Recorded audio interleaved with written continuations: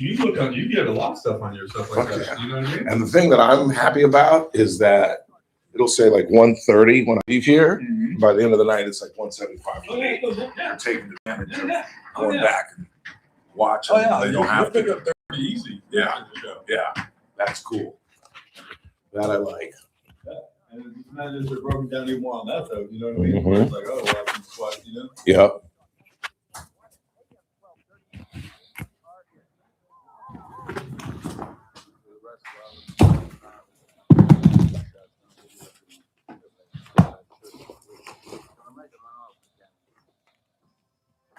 Ralph Bailey Show, News Talk 96.1 and AM 1230.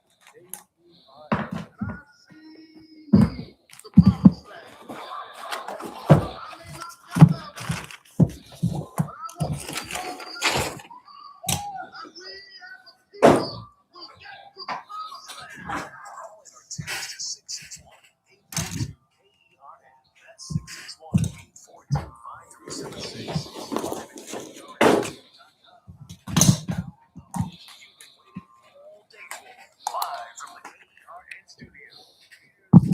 Bailey. Hi, everybody, and a very pleasant good afternoon to you, wherever you may be, however you may be listening, or however you may be viewing for those subscribing on YouTube. This is the Ralph Bailey Show on News Talk 96.1 and AM 1230, where we're streaming live at kernradio.com. You know, I've talked about how I've been doing this for 22 years consecutively, and sometimes the show gets a little mundane. That's why we're trying to make some changes, some subtle and some dramatic changes. But every now and again, there comes a show where it's really exciting to do this as a profession. A day where American history is changed as it was today. As I'm assuming all of you know, the Supreme Court has determined that if you are a biological woman, you must participate in sports on a high school and collegiate level with other biological women. It's amazing that this had to go to the Supreme Court to determine something as simple and as logical and as common sense as that, but that's the way it is. And it's now the law of the land. And in birthright citizenship, if you're born here, you are a citizen here. But there are different levels of that, and we'll unpack that in just a second.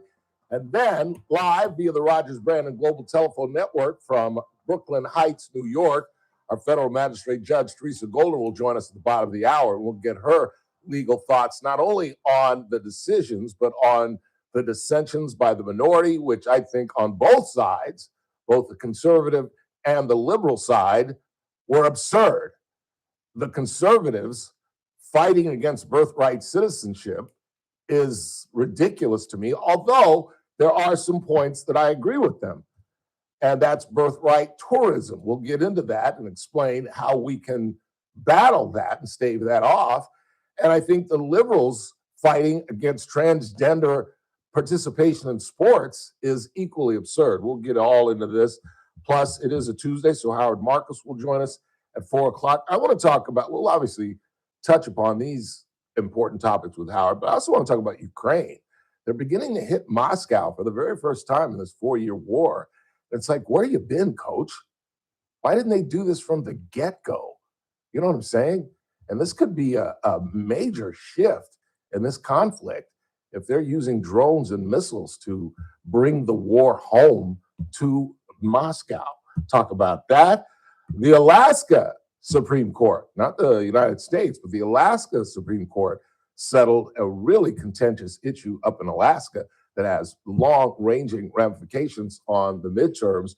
A man by the name of Dan Sullivan, an incumbent up in Alaska, is running for the Senate in a key seat that Republicans need to maintain the majority in the Senate. And much like in Ken Mettler-like fashion, they put up another candidate, Dan J. White, to go against the incumbent Dan White. Obviously, incumbent challenged this in the courts, try to get him off the ballot. But they said, no, that's his legal name and he's allowed to run.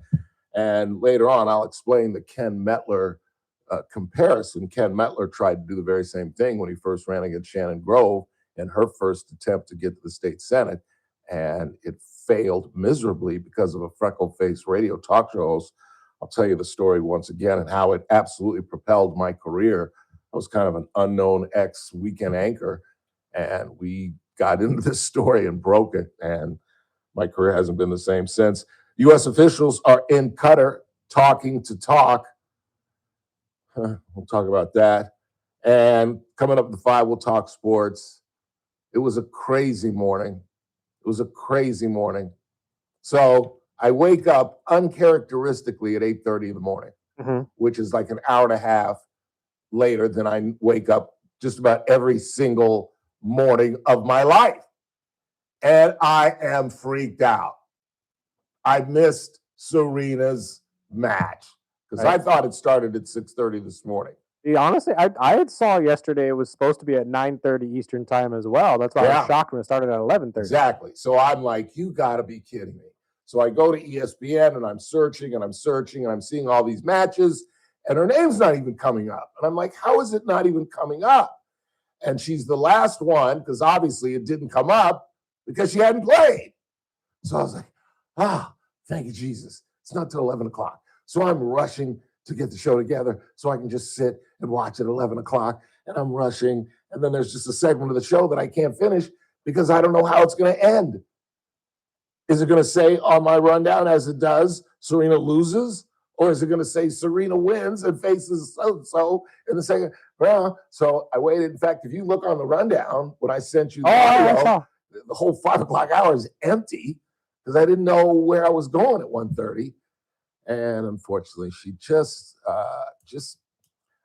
I think she exceeded her own. I don't think she exceeded her own expectations. I think she exceeded just about everyone else's, but she missed. I kept count. I kept copious notes through this whole thing. And she missed shots, 8 of them, that there's no way in the world she misses 4 years ago. No way in the world she misses 4 years ago. No way in the world. And in fact, we're going to have Scott Cox join us at 5 o'clock, give us his thoughts on this and Djokovic and the rest of the fortnight in London. But I think she's going to be encouraged. I don't think there's any question. I haven't seen any of the interviews. It'll be interesting to hear what she has to say post her defeat. But I don't think there's any question that she's going to go to New York and play in the U.S. Open. Randy kind of brought me down to earth and said, well, Ralph, even if she'd won, she was beating a girl who had lost 11 straight matches and had never won a match in a major championship until now. So it is, I guess you have to look at it relatively, but I thought she made some great shots. As we talked about last week or earlier this week, I said it's going to depend on can she be the old Serena. And the old Serena, particularly later in her career, when she was in trouble, she always had her serve. She'd be down 15-40 facing break point and hit 2 great serves, and all of a sudden it's deuce. She hits another great serve, and it's her advantage, and she ends up winning the game. Can she do that again? And at the outset, she was doing that. She was hitting 120, 123 mile per hour serves. But then deeper and later in the match, she didn't get much over 115 miles an hour. I don't know if that was fatigue or the sphincter getting a little tight and just wanting to get it in the box. But it's, and there could have been a joke there, Mr. Burdick, if you were paying attention. Sphincter in the box. Anyway, Chris is doing his own thing. But it was frustrating to watch because I really thought she could have won. And at the same time, I had that feeling like Willie Mays, Joe Namath, just maybe going a little bit too far. But it'll be interesting to see how she and her sister do. And we should have some music for this. We should have had some kind of sayonara music. Goodbye, LeBron. Thank you. Sayonara. Auf Wiedersehen. Don't let the door hit you. Adios. Peace. Bye, Felicia. Sayonara. Auf Wiedersehen. It's going to take me a while. Aloha. I'm so happy today. I'm as happy today as I was the day we got him. Because I was happy when we got him. And he was effective for a while. I mean, he got us a ring. Granted, it was a shortened season, and he only got us one, which is uncharacteristic. It just solidifies the fact that there will be no statue in front of the center for LeBron James.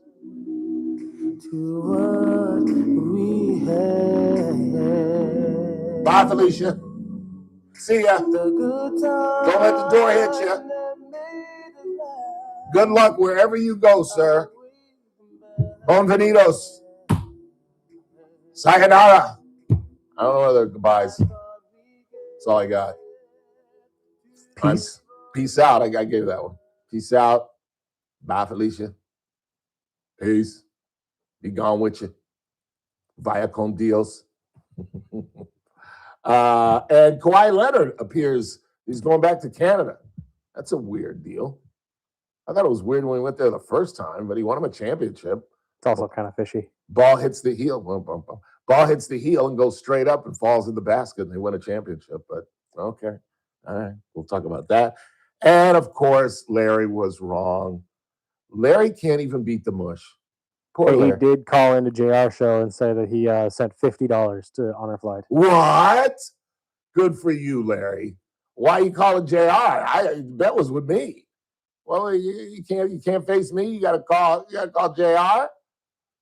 Shoot.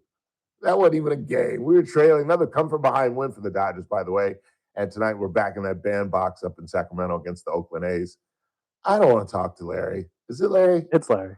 Yes, Larry. Yep, I must call and let you know I sent my $50 to Honor Flight. That's outstanding. The bet was only 25, but good for you for being able to come up with another Jackson and Lincoln. Attaboy. So you ready to go tonight or what? Larry, don't do it. Don't do it, Larry. Let's do it. Don't do it, Larry. Can't be scared. Well, would you like to double the bet, Larry? Well, he's already sent 50. Would you like to go 100 this time, Larry? No, I'll do 50 tonight. You want to do another 50? Yep. All right. You're on, Larry. Well, Honor Flight loves you. Honor Flight loves you, Larry. Thank you. They're gonna love you tomorrow. No, we'll certainly see, won't we? We'll certainly see. I wonder who's going to win tonight. Well, we'll see, won't we, Larry? Thank you. With Roblisky on the bump, the hottest pitcher the Dodgers have, one of the hottest pitchers in baseball, and one of the best lineups in baseball, playing in a minor league stadium, and he thinks we're going to lose. Do we count this towards the Honor Flight funds? Yeah, we're going to count this toward our Are we? Okay. toward our fundraiser. So we're at fundraisers in October. We've already raised $50, and we're about to double that in about 6 hours. We're going to sweep the A's. Are you kidding me? We beat their ace last night. That's the best they had. This kid had never given up a home run in his major league career until last night, until Max said, "Welcome to the big leagues, son."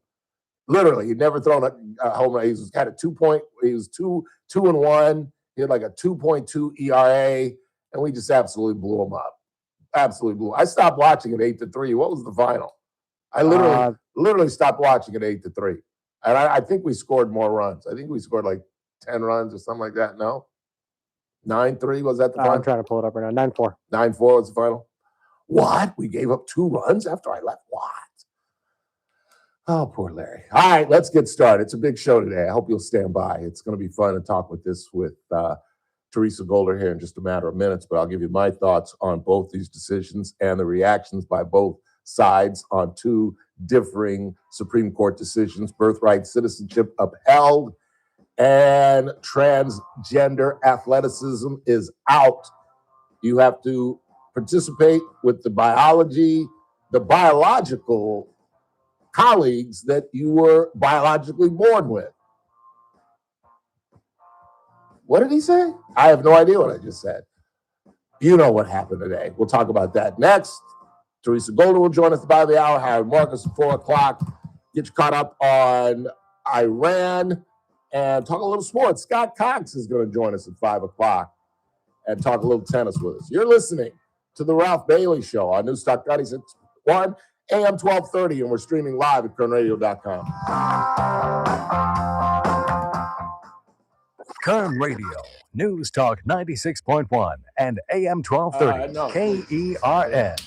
First Look with Scott Cox, morning 6 to 9 a.m. On the Wednesday edition of the First Look program, it's always a good time. We get to talk medicine with our friend Dr. Hey, do you guys know Pitt. this John guy? Cox from the Californian joins us to You guys know administer this a guy? very crooked news quiz. And we have the very latest in news and traffic and weather and obviously sports here. with Wimbledon What's going right on. now? It's all happening 6 to 9 a.m. right here at News Talk 96.1 and AM 1230 KERN. News Talk 96.1 and AM 1230 KERN. You know, cybersecurity is a tremendous and- issue in the 21st century. We've talked about this with Jennifer and Ryan Van Alstyne, owner-operators of Adaptive Networks, the IT company that Kern Radio Studios are powered by. And why did we get in bed with the folks at Adaptive Networks? Because of their reliability and their quick service. Again, as I've talked about repeatedly, we're radio Kelly's stations. child We just asked me absolutely if I was depend on our IT. snacks We can't down. have somebody say, well, we'll be there tomorrow. Yes. We'll be there on Monday. Crunch his No, little no. We need them sorry here ass. today. And that's why we've turned to the folks at Adaptive Networks, as you I should should call as them in well. here. And again, as I talked about, cybersecurity is the eight, number 10, one I issue don't when it comes know. to IT. I've told you about the academic absolute hostage Gotta go down there and of punch their that little kid right information. in the Well, nose. Adaptive Networks can stave Right that side, off. Scott And if trying to they get the don't, snacks they going. can retrieve You know who your this guy information is without a here? ransom. I was gonna Call say, the I'm folks at gonna be Adaptive an Networks official today today. at 661-241-0638. Who's dad? That's 241-0638. Or hit them online, You hear that? adaptive-net.com. Meet Paul Sheldon's client, Dr. Roland Rodriguez. Hello, this is Bakersfield Well, General I guess. Surgeon Dr. Roland Rodriguez, Technically. client and friend of Mr. Paul Sheldon. It is my great pleasure and privilege to relate to all of you my absolute God, that's exemplary sad. I really experience am. with Team Paul Sheldon. I have also Like referred a easy. number of my Like colleagues easy. to Paul Sheldon's office, only to receive the most What is he, like stellar 35? feedback from my doctor friends regarding the office's expert navigation through the complex maze that is Medicare. And even though Paul Sheldon himself is now facing some temporary health challenges, his longstanding and most experienced and expertly trained team of ladies, Christine, Kelly, and Lynn, continue to masterfully guide the clients through the complicated world of Medicare. You most definitely could not possibly do any better than to reach Hey, out Siri. to Paul Sheldon several months Show me before the turning 14th amendment. 65. Thank you. When Medicare matters, our team has the answers. Team Paul Sheldon. 398-2298. Finding great candidates to hire can be like, well, trying to find a needle in a haystack. Sure, you can post your job to some job board, but then all you can do is hope the right person comes along. Which is why you should try ZipRecruiter for free at ziprecruiter.com/free. ZipRecruiter doesn't depend on candidates finding you. It finds them for you. Its powerful technology identifies people with the right experience and actively invites them to apply to your job. You get qualified candidates fast. So while other companies might deliver a lot of hay, ZipRecruiter finds you what you're looking for. The needle in the haystack. See why 4 out of 5 employers who post a job on ZipRecruiter get a quality candidate within the first day. ZipRecruiter, the smartest way to hire. And right now, you can try ZipRecruiter for free. That's right, free. At ZipRecruiter.com/free. That's ZipRecruiter.com/free. ZipRecruiter.com/free. Hey folks, Scott Cox here, host of the First Look with Scott Cox radio program. You are listening to the Ralph Bailey Show right here on News Talk 96.1 and AM 1230 KERN.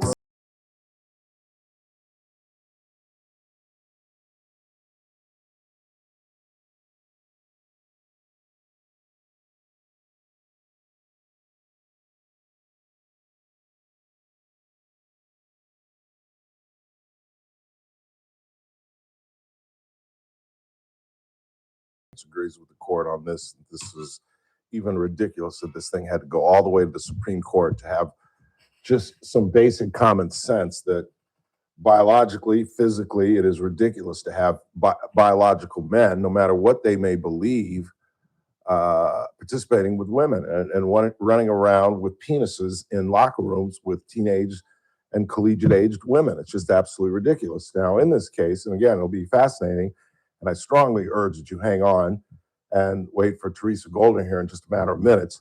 But it is interesting that as far as what states can do, because again, this doesn't just make a blanket statement that you have to do this in whatever state that you're in. States like ours that are making it legal can continue to make it legal for biological men to participate with biological females.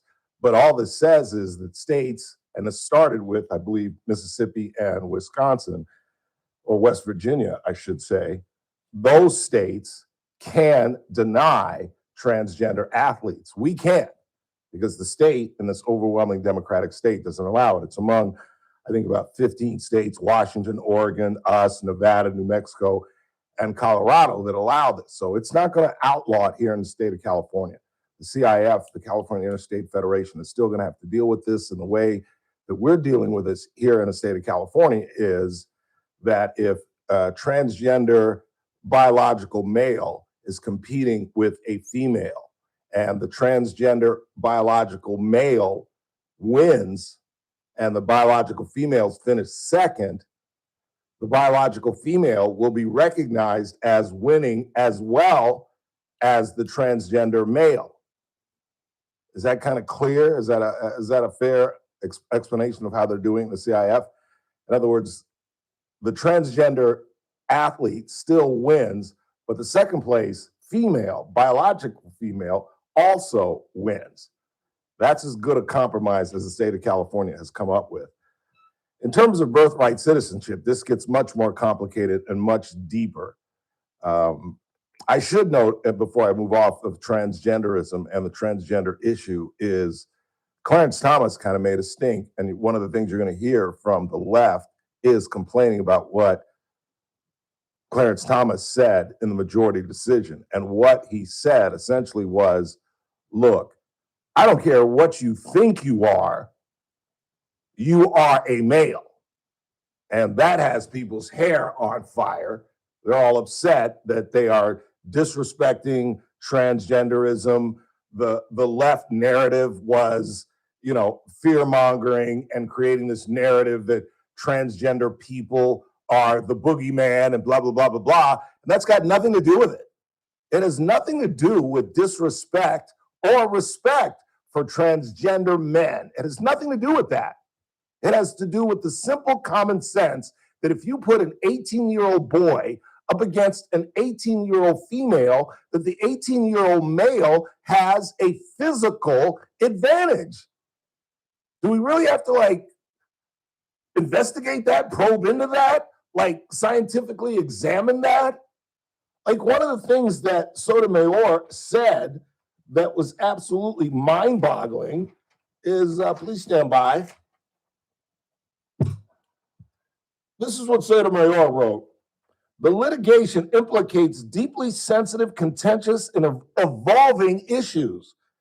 These circumstances demand exercising judicial restraint, not rushing to answer conclusively difficult questions without sufficient evidentiary development.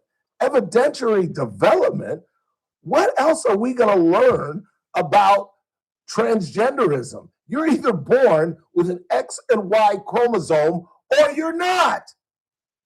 How in the space of time and future is that biological fact going to change? You're right. Perhaps our vision and our perception may change. We may become more welcome to transgender people, and I hope that occurs. But it will never, I'm pretty certain about this, it will never change the biological fact that X and Y is one biological gender and XX is another. And how can a Supreme Court judge say that there needs to be sufficient evidentiary development? What development? God is going to create a third gender? What, there's going to be an XXY? This is crazy. And finally, the Supreme Court has put some sanity into it, and it's just unfortunate that we can't get into states like California that have made it legal and say that it is unconstitutional. You can't do this. This is just absolutely nuts. And I wish I had more time to get into birthright citizenship, because that's a much deeper discussion. We'll get into that with Teresa Goldner up after the break. But this really had to do originally with slaves. And the right, who are complaining about this, are right. It was about altering a flawed Supreme Court case involving Dred Scott. And basically, they said that black folks who they didn't believe had souls, they literally at this time in American history did not believe African Americans had souls. So they certainly couldn't be citizens. Well, that's what the 14th Amendment established, that not only are they citizens, but if they were born here, they are United States citizens. It gets a little more complicated now that there is what is called birthright tourism. We'll get into that next, live from Brooklyn Heights, New York, with Teresa Goldner. I'd stick around if I you. With SRN News, I'm Keith Peters in Washington. The Supreme Court has upheld a broad conception of birthright citizenship, rejecting President Trump's executive order declaring that children born to people in the United States illegally or temporarily are not American citizens. The justices in their decision in the New Hampshire case Tuesday relied on a long-settled understanding of the 14th Amendment. The Supreme Court is upholding state laws barring transgender athletes from playing on girls' school athletic teams. The court's conservative majority ruled Tuesday that state bans in Idaho and West Virginia don't violate the Constitution or the federal law known as Title IX, which prohibits sex discrimination in education. On Wall Street, the Dow up by 136 points, the Nasdaq rose 393. More details at srnnews.com. In the War of 1812, our nation fought. Kern Radio, News Talk 96.1 and AM 1230, KERN. Headlines from the KERN newsroom. The man accused of having the dogs that caused a 12-year-old boy to run and go into a pond in Central Park in Cal City, where he drowned, refused to come to court Monday, according to court documents. A judge told deputies to bring Kenneth Dobbins to the courtroom by force if necessary, reports KGET. Court documents also say he helped neither the boy nor the 8-year-old girl who had been attacked. You likely remember the case where 1-year-old Emilio Gutierrez died in a hot car and the mother went to prison for it. The father is now in hot water after getting into it with his girlfriend last Thursday and refusing to come out of the attic of their apartment, causing a standoff with police in Porterville, say those cops. 21-year-old Rosendo Gutierrez was finally arrested Friday on several felony charges. I'm Chris Davis in the KERN newsroom with news every half hour and when it breaks on News Talk 96.1 and AM 1230, KERN. It's game day. Are your moderate to severe Crohn's disease or ulcerative colitis symptoms keeping you from the action? You got her? Skyrizi, risankizumab Riza, could help you get back to the game. Skyrizi is proven to help people feel significant symptom relief, achieve remission, and visibly improve damage of the intestinal lining. Skyrizi is a prescription injection medicine for adults. Don't use if allergic to Skyrizi. Serious allergic reactions, increased infections, or lower ability to fight them may occur. Before treatment, get checked for infections and tuberculosis. Tell your doctor about any flu-like symptoms or vaccines. Liver problems leading to hospitalization may occur when treated for Crohn's or ulcerative colitis. Control is everything to me. Ask your doctor about Skyrizi, the #1 prescribed biologic in Crohn's and ulcerative colitis combined. Learn more at skyrizi.com or 1-866-SKYRIZI.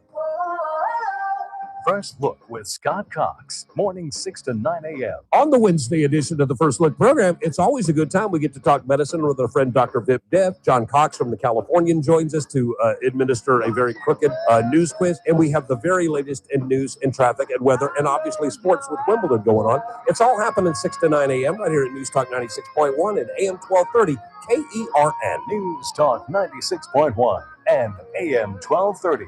KERN. Hey, it's JR Flores. Catch my show, The JR Show, starting at 1 p.m. Now back to the Ralph Bailey Show on News Talk 96.1 and AM 1230 KERN. Like I don't care, baby, by the way. Because It's a Tuesday and live from Brooklyn Heights, New York, via the Rogers Brandon Global Telephone Network is our federal magistrate judge and former Kern County Council, Teresa Goldner. How are you, Judge? I'm doing great. How are you doing, Ralph? I'm outstanding. What's the weather like in New York City? It has been lovely, really. It's been Really? it's starting to get hot. I was about to In say. the next couple of days, it's going to start getting hot, up to 100, I think. That's what I But thought, up Al until now- Roker. That's what I thought, Al Roker. Yeah. So they're telling you to be careful. Be careful. It's true, but it's been really nice. I mean, I feel like I lucked out on this trip. Good for you. Anyway. Good for you. All right, we got a lot of ground to cover. I'm excited. I'm going to start with the truffle cicchetti, and then I'll probably, hopefully, get you to take me on a Thursday so we can have the salmon with a little linguine on the side. And then, of course, we got to have a little Butterfinger pie. We can split that, and then we'll just take it from there. You know. You are too funny.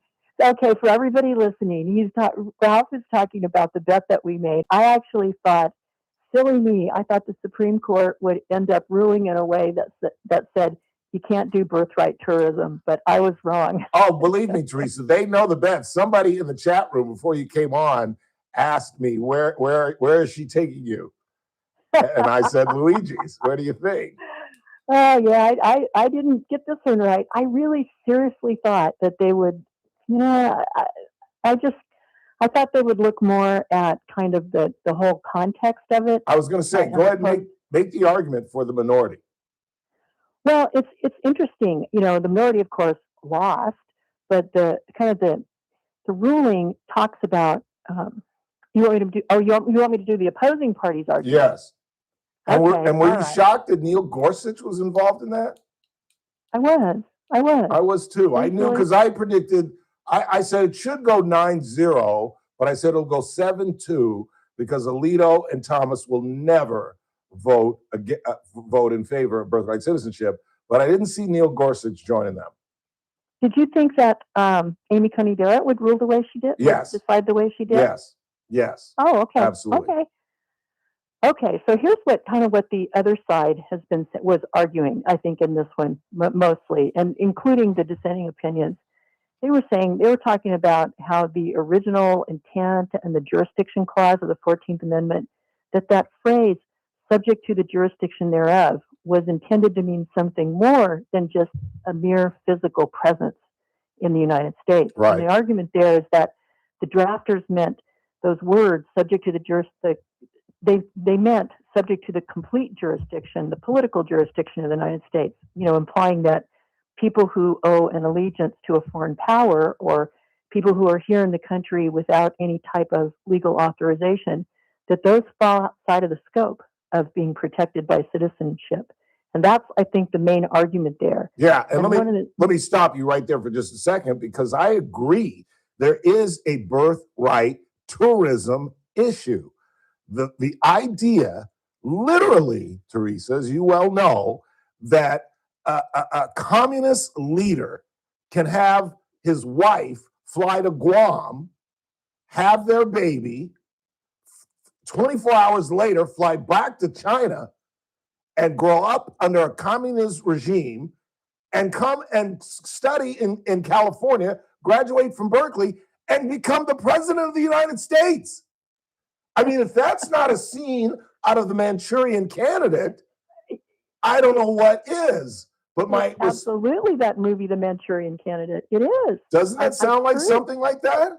It does. And now, based on this opinion, my understanding is that anybody who comes to the United States and gives birth, their child gets to vote, they get a Social Security number, they get all the privileges of being an American citizen, they get all the welfare benefits of being a citizen. And I don't believe that that's what the founding fathers imagined. I don't either. When they did the 14th Amendment. I don't even think that's close to what I don't either. And that's why I don't like it. I don't think they could have imagined intercontinental travel in a matter of hours, i.e. planes.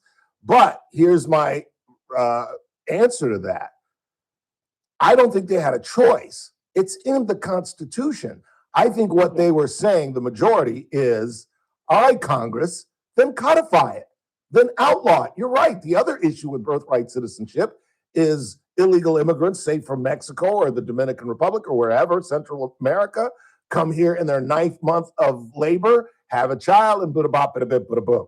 All right, then codify that. You can do that. You can make legislation that makes that illegal. Can you not? Well, you could, but that's one of the arguments that Justice Kavanaugh is making. He's talking about, there is maybe a federal statutory fix to this, that Congress could fix this, but I think at this point it may be too late for that, because you've probably heard a lot of legal commentators today talk about how the Chief Justice, when he wrote this opinion, that basically he constitutionalized birthright citizenship, which means it can only be amended by amending the Constitution. And that's going to take, what is that, 2/3 the vote of Congress and House, and then you've got to get the states to vote for it. And that's something that's probably unlikely to happen. So I think they could have fixed it, but I don't know that now it might be too late to fix it by way of a statute. But that's something that Justice Kavanaugh, when he dissented, or when he was in favor of it, but for a different reason. He was talking more about the federal statutes. But the court's reasoning, really, you're right though. They're stuck. They were stuck with the language of the 14th Amendment. That's, what do they call that? Textualism. You have to look at what do the words on the paper say, and the words are really clear. It explicitly says, all persons born or naturalized in the United States and subject to the jurisdiction thereof are citizens. So I think the big dispute between maybe the dissenters and the majority of people and justices in this was about what does that mean, the subject to the jurisdiction thereof? Does it mean domicile, or does it mean something else? And domicile in legal language means, do you reside there? Do you live there? Do you have a connection there? But the court came down and said, nope, it just means you're born there. And so but they were stuck with that. And that's the language that they had to deal with. So that's just kind of, I think there were sort of three bases that the majority issued its big giant opinion on. It was a very long opinion, over 119 pages in total, I think. The first one was the plain words of the amendment. The second one was kind of the common law foundation of it in our country, where they talked about how Chief Justice Roberts, in his opinion, talks about how this really, the framers of the 14th Amendment were really operating within the framework of English common law, of course, because we all came from England, right? Right. And so under the doctrine, there's something called... Not all of us. Well, yeah, that's true. Sorry, Ralph. I'm sorry. But under the doctrine of something called jus soli, I don't know if I'm pronouncing that right, but it's Latin for right of the soil, citizenship was actually conferred upon birth within a sovereign's territory. So if you were born in England, then you're an English citizen, period. And so the court noted, it did a really deep dive on the history of all of that, and noted that there were a few exceptions to that, such as children of foreign diplomats, and that those were things that were really well understood at the time, and it didn't include people who were here in the country for business or just for fun. But it was he really did a history dive into it and concluded that it's enough just to be born here. Yeah. And then the other kind of, I think, leg of his decision had to do with the famous case of Wong Kim Ark. Remember that one? Yes. We talked about that one earlier. And that's where they really... 1898. Right, 1898. And that's where the court held that the 14th Amendment was declaratory under that case, and of what the court described as a fundamental rule of citizenship by birth. And so they really hung their hat on that case and didn't really depart from it in very much of a way. Regardless of whether the parents... They were stuck with the language. Regardless of whether the parents are non-citizen immigrants. Correct. Doesn't matter. It's just, if you're born here, you're a citizen. And my favorite opinion of all the ones that were issued on this, I don't know how you feel about it, but I liked Alito's opinion the best. Did you get a chance to read that one? No. He was talking about kind of the policy consequences and birth tourism, and talked about all the societal and economic strain of birth tourism, and how terrible it is, and how this policy is going to incentivize that, and it's just turning citizenship upside down in something that we don't even recognize. And that part really resonated for me. I thought that was a good opinion. And the fact that we're one of the few, if the only, nations on the planet that provide this. That's true. I think no one else does this. Is there what? I think we might be the only one. I'm not sure about that. I think we are. If you and I have a child and you give birth in London, that child is not an English baby. Am I right about that? Ralph. Yeah, I think you're right. It's interesting how this case, the way it was written by the Chief Justice, is a history lesson. But in Alito's opinion, he's saying, you got your history wrong, Chief Justice. This whole thing about we're just transplanting the British rule to America, and therefore we have to rely on what the British thought about being born on this soil makes you, whatever, you're a sovereign of that country, you're a citizen of that sovereign country. He said that's not true. That's not true at all. So they must have had some interesting debates in the conference when they were doing this case. I mean, wow, this is a huge case. Huge. Has such huge policy implications. I don't like the impact. I don't like the results of it. I totally get how he got there, and I know that I lost the bet. And I know I'm having to take you to lunch, and that'll be fun, and we can debate it some more. I don't see how they could have voted any other way. I really don't. Even while I acknowledge the issues that still exist, I still think that we should even try to amend the Constitution then, if that's what we have to do. I don't think I think this is a bipartisan issue. I don't think this is a partisan issue. I really don't. In terms of birthright tourism, Now, the immigration issue is going to be a fight with the liberals. You see what I'm saying? Because they don't want it. They don't want to have the immigration law. No, not at all. But I think we can. Do you think we can find a consensus on birthright tourism and that scenario that I laid out that is real and it's happening? That's what's. I didn't create that from my apartment. This is happening. Chinese leaders are having their babies on American territory, whether it's Guam or Puerto Rico or in the United States, and or the continental United States, and then coming back to Beijing. That's crazy. Well, we need to come up with a solution for it because it really is a problem. Yes. I listened to a podcast today where Professor Alan Dershowitz talked about that, and he was saying that he thinks that the language in the opinion is just that talks about, I think it's Kavanaugh's opinion where he says, hey, it's federal statute. He talked about statutory, maybe Congress can fix it. He thinks that's just dicta, but he actually agrees. He thinks that Congress could enact a statute that defines the term, what does subject to the jurisdiction mean? And then say it doesn't mean, for example, what you talked about, people who come here and, have a baby and then immediately leave the country with the baby and there's no connection to the United States. Yeah. And that would actually go back to the Supreme Court, and maybe the Supreme Court on that issue would decide differently. Be unanimous. It'd be unanimous. Yeah, I think it might be because it's pretty obvious. But the problem is exactly what you said it was, Ralph. They were stuck with the language that's in the 14th Amendment. And they couldn't move off of that. They absolutely couldn't. Particularly the more conservative judges who almost strictly go by the Constitution. That's why I knew Thomas wouldn't, but he's one of those guys. And you know who I would love to be alive? Of all the judges that you can think of, who would you want to be alive right now to speak on this? I would want Scalia. Absolutely. Absolutely. Because I always believed that he was the constitutional expert more than any judge in my lifetime. And I would love to hear what Scalia would say about this.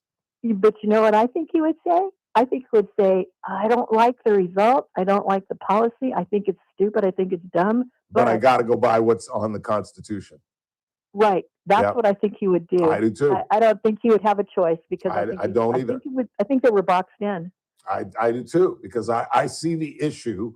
I know we have to deal with it. It is a problem. It's a problem that's only going to get worse. And my Manchurian candidate example is not unrealistic, where we could have a communist raised child run for president of the United States or a Russian for that matter. You know what I'm saying? It's crazy. I got to say, if someone's going to be a citizen, then they have to accept not only the benefits of being a citizen, but also the obligations of being a citizen. Thank you. Meaning you got to pay taxes. Yep. We have a draft. Establish residence. Yep. all that stuff, Yep. because otherwise they're cherry picking all the benefits and without having the obligations. And Absolutely. I can't imagine that anybody in either party would want that. No, that's why I think there would be a clear consensus. Talking with Teresa Goldner. It's a Tuesday. She is live from Brooklyn Heights, New York. We've got a few minutes left, about 10 minutes. Let's move on if we can, unless there's more you want to talk about on Birthright. I want to talk about the girls' sports. Yeah, okay, good. I thought this was a slam dunk. Yeah, this was a slam dunk. Absolute slam dunk. So happy, so happy, so happy. I loved that Kavanaugh wrote it. I loved the way he wrote it. And I loved what he said. And he basically, I thought, nailed it on all the issues. You know, he talked about, transgender, that gender identity. He never used the word transgender. I don't think he ever referred to any of the athletes as transgender. He just talked about male and female. Do you want to hear an excerpt? Biology. Do you want to hear an excerpt? Do you want to hear an excerpt?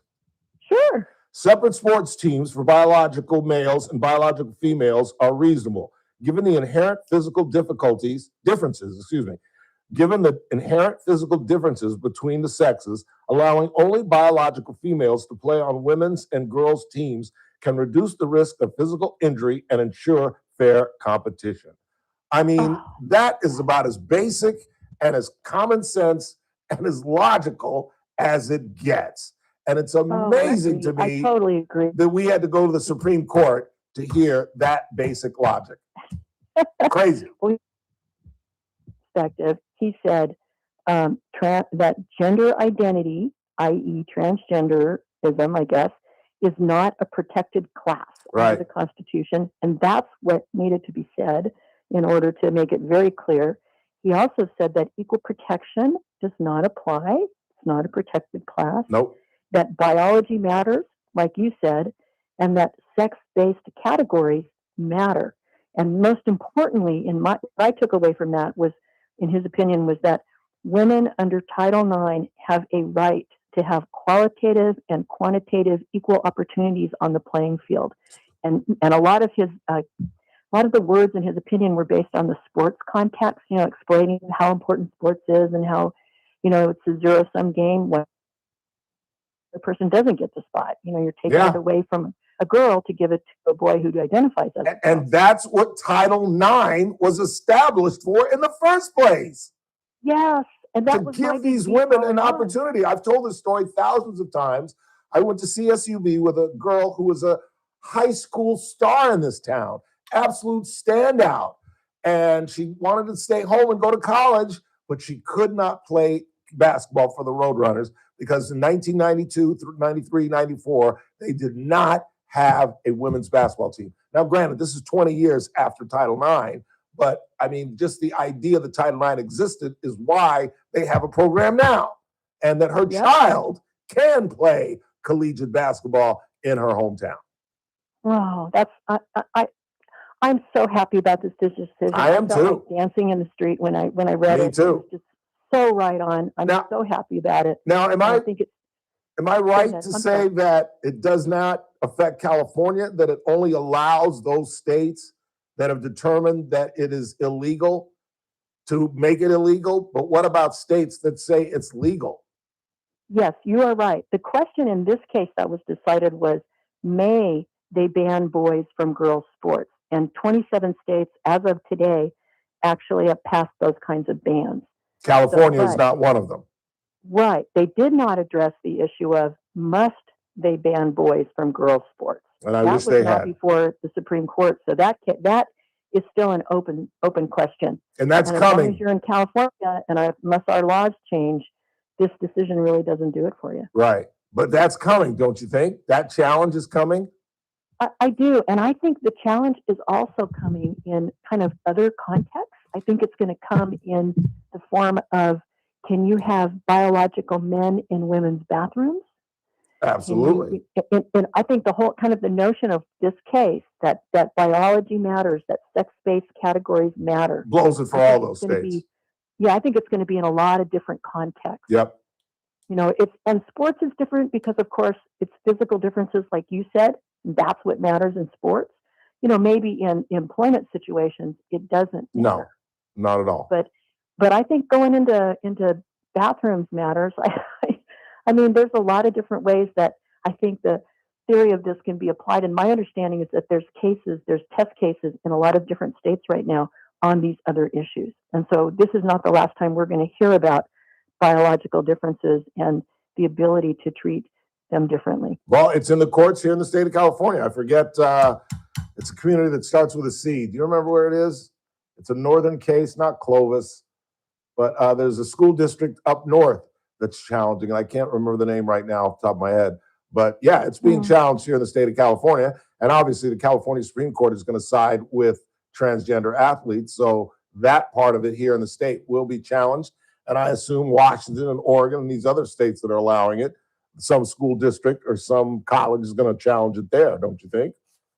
I do. And we'll have fun talking about that. Yeah. You know what my only disappointment in this case today was? I had one little disappointment. What's that? And that was that three of the female justices. Yes. Sotomayor, Kagan, and Brown Jackson. Yep. Isn't that incredible? They weren't there to protect women. It's like, do they get how important sports is to girls? Yeah.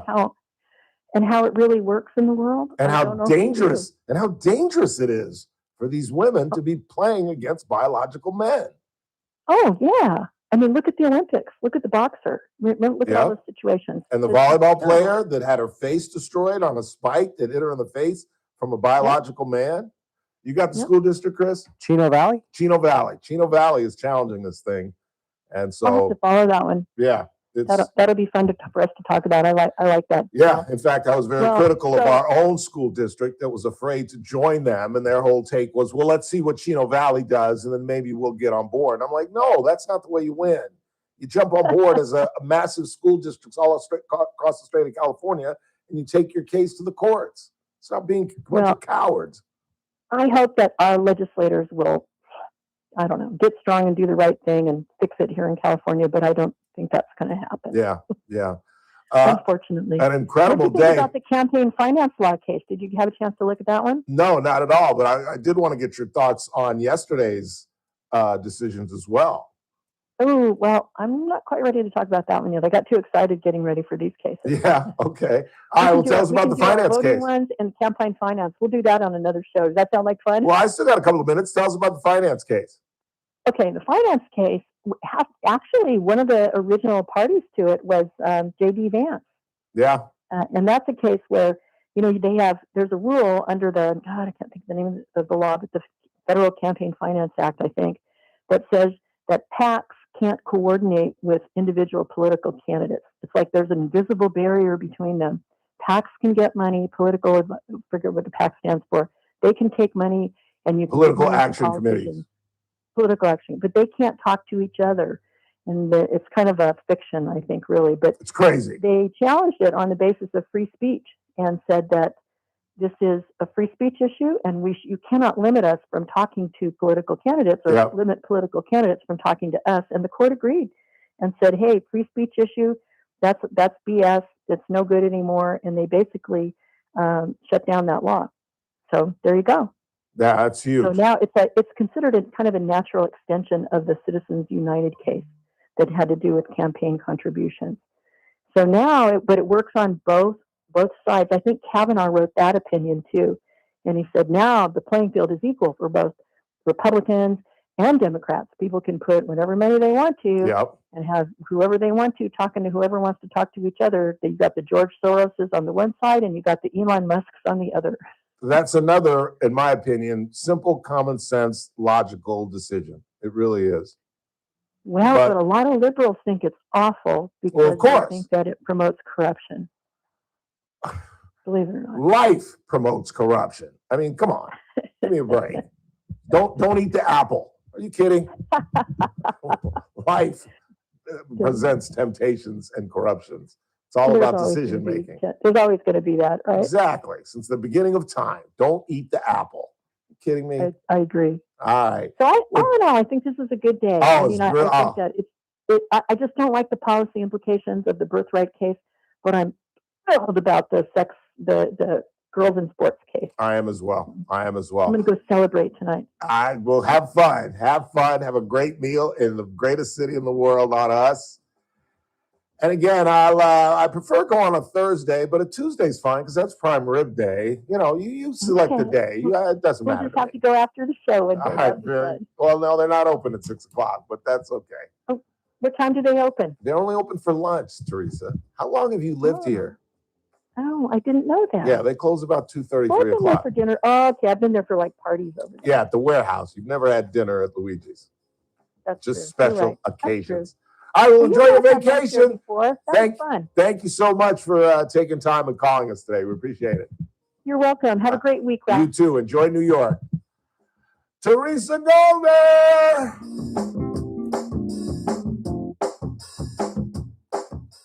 Kern Radio, AM 1230, KERN. 96.1 FM, K241CI Bakersfield, an American General Media station. From Town Hall, I'm Keith Peters in Washington. The majority of the nation braces for major heat impacts leading into the 4th of July weekend. If you can't afford to cool the whole house, make a cool space, such as one room where everyone sleeps in. Experts say the best defense against hot days is cool nights that let your body recharge. If you don't have AC, during the day, find somewhere that does. If your AC goes out, newer dehumidifiers help remove excess moisture. Early trouble signs of heat illness can include heavy sweating, muscle cramps, and headache. That's when you stop what you're doing and cool yourself off. Signs of heat exhaustion include faster heart rate and dizziness. Next comes heat stroke, which can include confusion, slurred words, and fainting. Correspondent Lisa Dwyer reporting. New Jersey Republican Representative Tom Kean Jr. disclosed Tuesday that he was being treated for depression during his unexplained 4-month absence from the House. I was given the diagnosis of depression. Now, when people hear the word depression, many people simply feel it means feeling sad. But depression is so much more than that. It is physical. It is emotional. And until you experience it yourself, it is difficult to fully understand how powerful this illness can be. Kean's reappearance came weeks after his victory in an uncontested primary on June 2nd, and months after he last cast his vote in the House. His speech ended the silence on his condition, yet left questions unanswered. The Supreme Court confirmed birthright citizenship today in a 6-3 opinion written by Chief Justice John Roberts. On Wall Street, the Dow up by 136 points, the S&P advanced 58. More on these stories at townhall.com. It's been a long time since I've been this excited about a movie like The Story of Everything. The Story of Everything is Everything, a truly amazing cinematic masterpiece revealing the hidden hand behind the universe, directly responds to the theory that creation, including us people, just sort of happened out of nothing. This movie will amaze you. It'll give you the confidence and evidence that our friends and kids desperately need. You see, The Story of Everything explains a deeper truth written in the stars and in the very code of our DNA. It's called intelligent design, something the cultural gatekeepers do not want to talk about. We were created with a purpose by a creator. Again, it's available now to watch at home after a successful theatrical release. Now The Story of Everything can be ordered at a discounted price for you to stream. TheStoryOfEverything.film/Mike. Just go to TheStoryOfEverything.film/Mike and view this important movie. TheStoryOfEverything.film/Mike. The United Kingdom is rolling out. From the KERN Newsroom, your live and local news update. The school keeps part of the Chavez name. I'm Chris Davis. With an elementary school in Bakersfield being renamed for Helen Chavez instead of Caesar, a high school in Delano is also keeping part of the name. The Delano Joint Union High School District Board has approved the renaming of Caesar Chavez High School to Chavez Collegiate High School. In a Monday news release, the board says keeping the name is in agreement with the purchase agreement. In other words, a legal obligation. The name will be changed before the start of the new school year. In the drowning of the 12-year-old boy who was trying to get away from attacking dogs in Central Park in California City, court documents say that Kenneth Dobbins, the man who faces several charges, including second-degree murder, walked into the water to get his dogs, but did not help the boy who was struggling to stay above water, nor the 8-year-old girl who had been attacked, reports KGET. Dobbins refused to go to court Monday for his first hearing. Deputies have been told to bring him to court today, regardless of whether he comes willingly.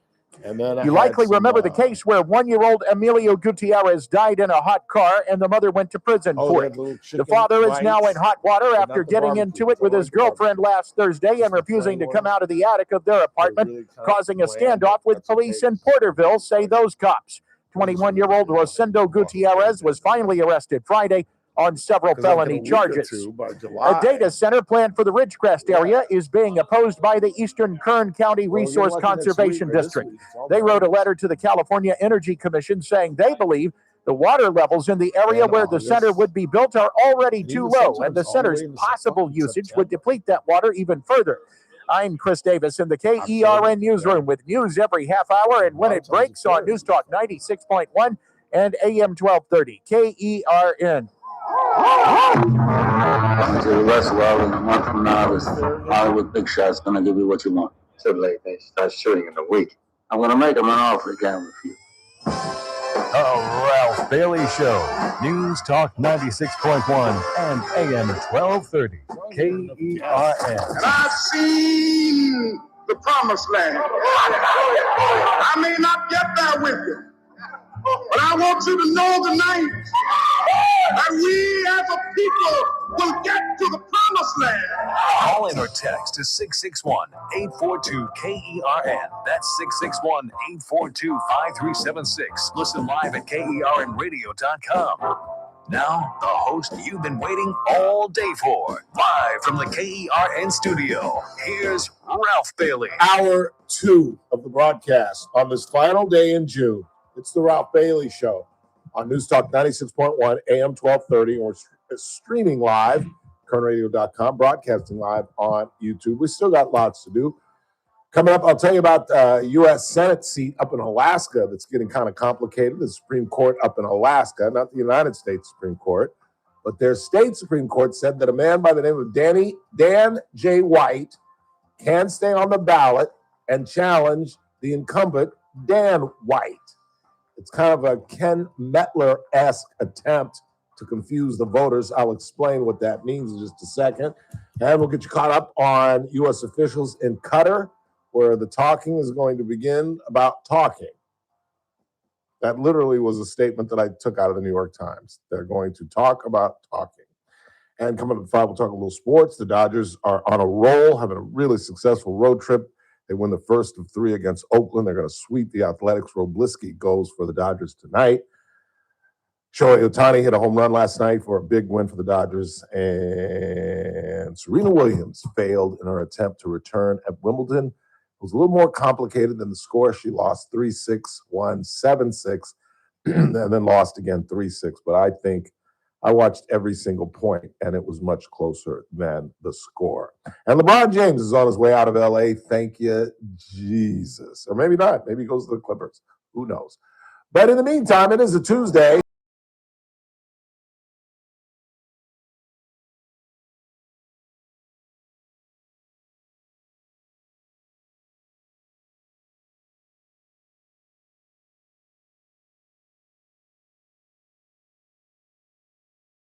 What's really going on, Howard? Howdy. Enjoying the nice weather up here. And actually, it's been mild in Bakersfield, relatively.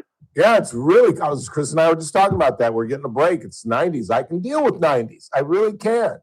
Particularly on like a day like today where it's in the 90s, but there's like a breeze. Yeah, and nice. It's almost it is comfortable. It's comfortable. I don't have a problem with the 90s. No, you juxtaposed that with France, who's blaming us for people dying when it gets to the 80s over there. I mean, it's like, yeah, come to Bakersfield or, take a drive through Death Valley in August if you want to see heat. Is it true that more French die from heat than Americans die from gunshot wounds? That's what they're saying, yeah. That's crazy. Well, it's mostly Europe. It's not just Frenchmen. I guess they say across Europe, the total numbers. Well, you're looking at, somebody's pointing this out. You're living in a lot of these, like especially in England, you're living in 200-300-year-old buildings that don't have any insulation or like stone buildings, so they're freezing in the winter and hot in the summer. Right. They don't have air conditioning, so you just sort of swelter. And people that are already at risk, obviously the elderly and the ill, are the ones they're going to kick off. And their answer is, rather than global warming, we'll just kill our old people, which is insane. Why would you not spend the day in the bath have a towel around your neck Right. all day long. I mean, there are ways to beat the heat, are there not? You'd think so. I would think so. No, but look at New York. They talk about a heat wave, and they're in the 90s and a heat wave in New York. Now they have horrible humidity, which is what would kill me, literally. Yes. It is a big difference. We do have the lucky factor of higher heat, but much lower humidity. Yeah, absolutely. Anybody travel through the South like you have, and I've gone to the Midwest and stuff. It's horrible. It is. It is as uncomfortable as it gets. You are soaking wet all day long. Yeah, it is, and I think that's how a lot of the continent is. Also, I'd imagine. The European continent. So I think that's a lot of it. But and I perspire more than others. I think it's because I don't have a lot of hair on my body, which I assume means I have open pores, and I perspire more than the normal person. So when I lived in Atlanta, when I would go to the South, it would be miserable. You have to you literally have to bathe like 3 or 4 times a day. You have to change clothes 3 or 4 times a day. Yep. It is really uncomfortable. No, you take a shower, you step outside, you're taking another shower whether you like it or not. Yeah. I've told the story. We were leaving when we buried my dad. We were leaving, going to the airport. And so I had to take all the bags to the car, which is about a 15-yard walk from my uncle's house to the car. 15-yard walk. And, I had my mom's bags, my girlfriend's bags, my bags. So I probably made 3 or 4 trips, freshly showered. And I literally had to take a shower before we went to the airport. Yeah, not horrendous. Yeah, it doesn't last. Well, thank God for air conditioning. I mean, that's the reality of it is. And look, they're blaming us for global warming, and that's not. I'm not sure that's a subject we want to go into. But two biggest polluters were exempted out of the Kyoto Accords, which is India and China. The most pollutants in the world, the most carbon emissions, are exempt from any standards because the idea being really it's a wealth redistribution. We're going to blame the industrialized West and ignore the actual polluters with some kind of idea that there's some kind of equity there. And so to blame us when we've gone through all these gymnastics to try and lower our emissions, while other countries just belch away. Yeah, and then to see Bernie Sanders get up and make a speech about this, and then wave goodbye and go jump in his Learjet is just like really one of his several mansions. I'm sure that he's not sitting at home without any air conditioning, especially in the Michigan summer. Yeah, I think it's Michigan. Yeah, you imagine what it's no, he's around Vermont. there too. He's Vermont. Or Vermont, yeah. It's all miserable in the summer up there. But yeah. The reality of it is that you look at these kind of ideas and they're still applying the standard to us above everybody else. Yeah. And the reality is that what's ended up happening. I'm not a soccer fan. I think it's a goofy sport. That's just me. Me too. So like watching paint dry. They spend 2 hours to get one goal. But, I don't get it. But having said that, it's the best thing that's happening in America in the last 20 years. All these people coming over here and having every image that they had, the popular media, including our media, dispelled. Yes. You've seen it, footage after footage after footage. People are astounded by the simplest of things that we take for granted. Ranch dressing. They're smuggling it back. They're Buc-ee's. at the airports. Buc-ee's, which I had never heard of until the World Cup. Right. They're freaking out about Buc-ee's. Yeah, they just Arizona. People stood outside for like 2 days. Well, okay, wait. Chris is freaking out. Why am I supposed to know about I'm not freaking out. I'm just shocked this is the first time we've heard of Buc-ee's. Well, that's what I mean, freaking out. Why am I supposed to know about Buc-ee's? They're not in California, are there? No, but I mean, it's been a pretty big sensation for the last year and a half, 2 years. But where? Not here. That's the thing. You'd have to travel a lot more, mostly Midwest and South. There you go. I've never seen it. They're like we have Loves here is what we have. You're talking about Scott. Yeah, Scott knows all about Buc-ee's. Yeah, so they're big in Texas, I assume. Yes. Then. Yeah. Okay. Yeah, I love Loves. I grew up with Loves. A smaller version, really. I think of Buc-ee's to me is like a Walmart with a lot of gas pumps. There you go. Sort of. But no, you're absolutely right. They're freaking out about the most simplest things, and they're finding out that America really is the greatest country on the planet. It is. Refills of soda. Yeah. And the funniest footage was a woman back in England yelling at the waiter, "Why can't I have a refill?" Yeah, that's funny. That was even funny. They're going home, and we need a lot of people, expats. How many of those people are saying, "Hey, I want to move to America"? Well, that's the people we want. The people that appreciate us. We don't need people here that. We have enough people here of our own that hate us. Let alone, we don't need people coming here and then hating America. Yeah. But it's been really phenomenal. I'm watching video after video and just laughing my rear off because how stunned they are. But things that you and I and most Americans, we really do take our lifestyle for granted. We really do. We truly do. We have What, Bakersfield has how many Walmarts? Super Walmarts? 5? Oh, yeah, they freaked out about Walmarts. Yep. Yeah. Yep, they freaked out about that. Yep. Lisa says, our associate producer in traffic department says Buc-ee's is awesome. It is. Yeah, it's another world. I've been to one. Is it like a barbecue place? Well, it's honestly, it's the closest you'll get to cramming a Costco, a Walmart, and a actual decent fast food place all in one place on mass scale. Really? Yeah, it's humongous. You can buy anything, and just about anything you can think of. Like I said, Love's is the closest thing I can think of, but he made it about 2 or 3 times as big with even better food. Okay. Yeah, they do a lot. They do their briskets. The sandwiches are really well known. When you're in Love's, the whole world's delicious. Yeah, that's the closest thing we have. Love. There's a Love's in Tehachapi, and there's one on I think it's on the I-5. You know my favorite Love story, don't you? Mr. Sinatra Jr. owned a Love's was on the corner of La Tierra and La Cienega. I know where that one is. You know where it is? In L.A. Yeah, In that there's also one on Pico. Yes. Okay. So we're talking about that Ladera shopping mall. That's right where I grew up, Howard. That's right where I grew up, right down Sentinel Avenue, and between Sentinel and Slauson. And he owned a Honda dealership, cat corner, right across the way. You know that huge intersection right there? Oh yeah. Okay. He owned that Honda dealership, and I'm in there with Sheena, my girlfriend at the time, and I'm like, "Do you know who that is?" She's like, "Who?" "That's Frank Sinatra." She's like, "That's not Frank Sinatra." I said, "Frank Sinatra Jr." She goes, "Really?" I go, "Yes." And I had to do it, Howard. I had to do it. I went up and I said, "Mr. Sinatra, I'm a huge fan. And of course, I idolize your dad. And I understand. And I just learned this. And this is where I want him." I said, "I understand that you're going to tour with your dad and lead the band." And he goes, "You're absolutely right, young man. How did you know that?" I said, "I read about it." And I said, "Yeah, we're doing Vegas, and we're going to Reno, we're going boop, boop, boop, boop, boop." And so it was just wonderful, wonderful, wonderful. Really neat. Month later, he was in a band. Remember with Desi Arnaz Jr. Yeah, absolutely. They were kids. What were they called? Dino. It was all their names together. Yeah. Hang on, Howard. I haven't finished my story. Hang on a second. All right, go ahead. No, go So ahead. now it's a month or two later, and I'm in there with Sheena, and he's in there, and I'm not going to say anything to him again. I had my moment, and as he and this other black guy was leaving, he said, "How you doing, Ralph? Good to see you again." Wow. I damn near died. It was almost as that was better than Rick Monday saying hello to me at Vero Beach. That's pretty cool. Thought I'd share that. Well, that shows how some of these guys are decent people. They really are. They actually take the time to remember you. Yes, he was a that's really, always kind of cool. really nice guy, a really nice man, just really down to earth. And it was weird, like nobody really knew who he was. He would sit in the bar. Yeah, he would sit in the bar and nobody would bother him. Or maybe they knew it was him and they didn't want to bother him for fearful, but I just walked up to the table and had to say something. Well, I'll tell you, in L.A., and you know this probably, there's a different vibe. People that are native to L.A., the whole thing is not to react to the stars. Exactly. The way they are. Yeah. Now, it's tourists that come up and run up. You know, when I was bodyguard in D. Martin, the whole idea was basically leave them alone. You know, these guys want to have they don't want to get a private life, but they like to just not be pestered in public. Yes. And, you know, I'd run to people all the time. And, I remember when I was working at another job for them, and Charles Bronson and Jill, his wife, came in. And the whole thing was not to bug them. You know, they were not looking at books. They didn't need to be come up there and ask for an autograph. And stuff. They probably would have given it to me. Actually, Charles Bronson probably wouldn't have. But, one of those things that it was not cool to pester the celebrities if you're a native. And now in the 21st century, it's totally changed. Now it's all about, can I get a picture?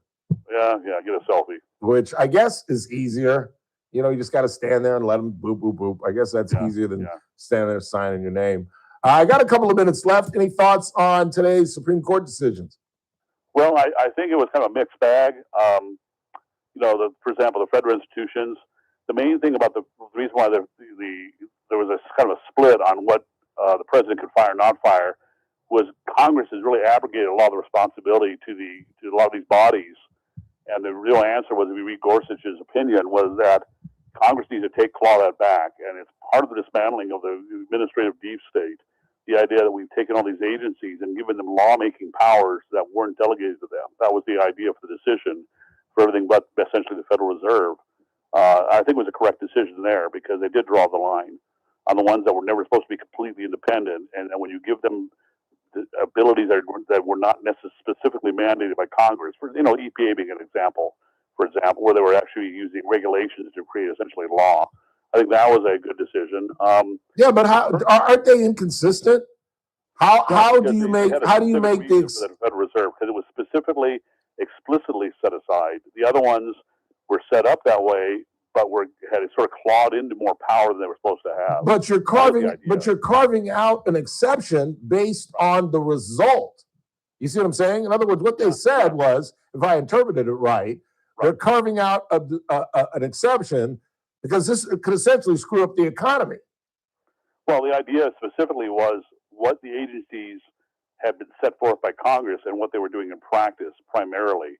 And the idea being, and I think there was an element of the Federal Reserve is so important to the economy, they really wouldn't want to mess with it. But the reality was the other agencies had basically grown in scope beyond their initial, what they were supposed to be doing. And that was a decision that what they decided on the agencies were the agencies taking on executive power versus legislative power. And when the agencies were taking on executive power, which was delegated to the president, he then therefore had the right to fire them. And that was a deciding factor. But you don't fear that this is just going to go back and forth based on whoever's in the White House now, all of a sudden? Well, the guys that are going to head the Nuclear Regulation Commission are going to be going back and forth based on whether it's a Democrat or Republican in the White House? Well, it's always been that way because their terms expire. They're not for life. They're not like the Supreme Court. Once you're on there, you're on there. These guys have terms. And, look at the Federal Reserve. Trump had a beef with the prior guy, but his term expired. The same thing with every one of these agencies. It's going to mean that when you get to appoint somebody, it's always been partisan. It's just a matter of now it's going to be if they violate the agency's real guidelines set forth by Congress. And if Congress doesn't like it, they need to claw this stuff back. Are they going to up to Congress? Are they going to re-examine Lisa Cook? Because the court didn't say you can't fire her. The court simply said you didn't do it right. Right. That's what they said. She's out of power essentially, but her lawsuit can continue, which was the decision. So she still may get her job back. But she's got her job back. Right. What I'm saying is that her law. They basically said she's not specifically reinstated as part of this decision. However, her lawsuit, because she still has a pending, the lawsuit's still ongoing. I think she's going to win her lawsuit based on the decision because they did exempt her out. But at the same time, I think the other agencies are done. I think again, you got to remember that we've had a problem with that bureaucracy grows itself, and that power is not explicitly granted to the president or the Congress. Need to be maintained within those two branches of government. You cannot have an agency essentially taking on the role of Congress or the presidency, which is what the decision was when they had essentially taken on the power of the presidency. That's where the Supreme Court stepped in and said, no, you can fire these people. Yeah. That was a clear difference. And that's what it was very clearly laid out. I read Gorsuch's brief. If you have a couple hours, nothing better to do, by the way. And that's essentially what he said was that was the deciding factor. I just get a little nervous when we start messing around with. We're always partisan. I mean, we always have been. That's if I could finish my sentence. How obvious is it? If I could finish my sentence, my sentence was, I get a little nervous when we start messing around with 90-year precedents. That's all. Well, the problem with the 90-year precedent is good and bad. That was the idea of the birthright citizenship you were talking about with Teresa.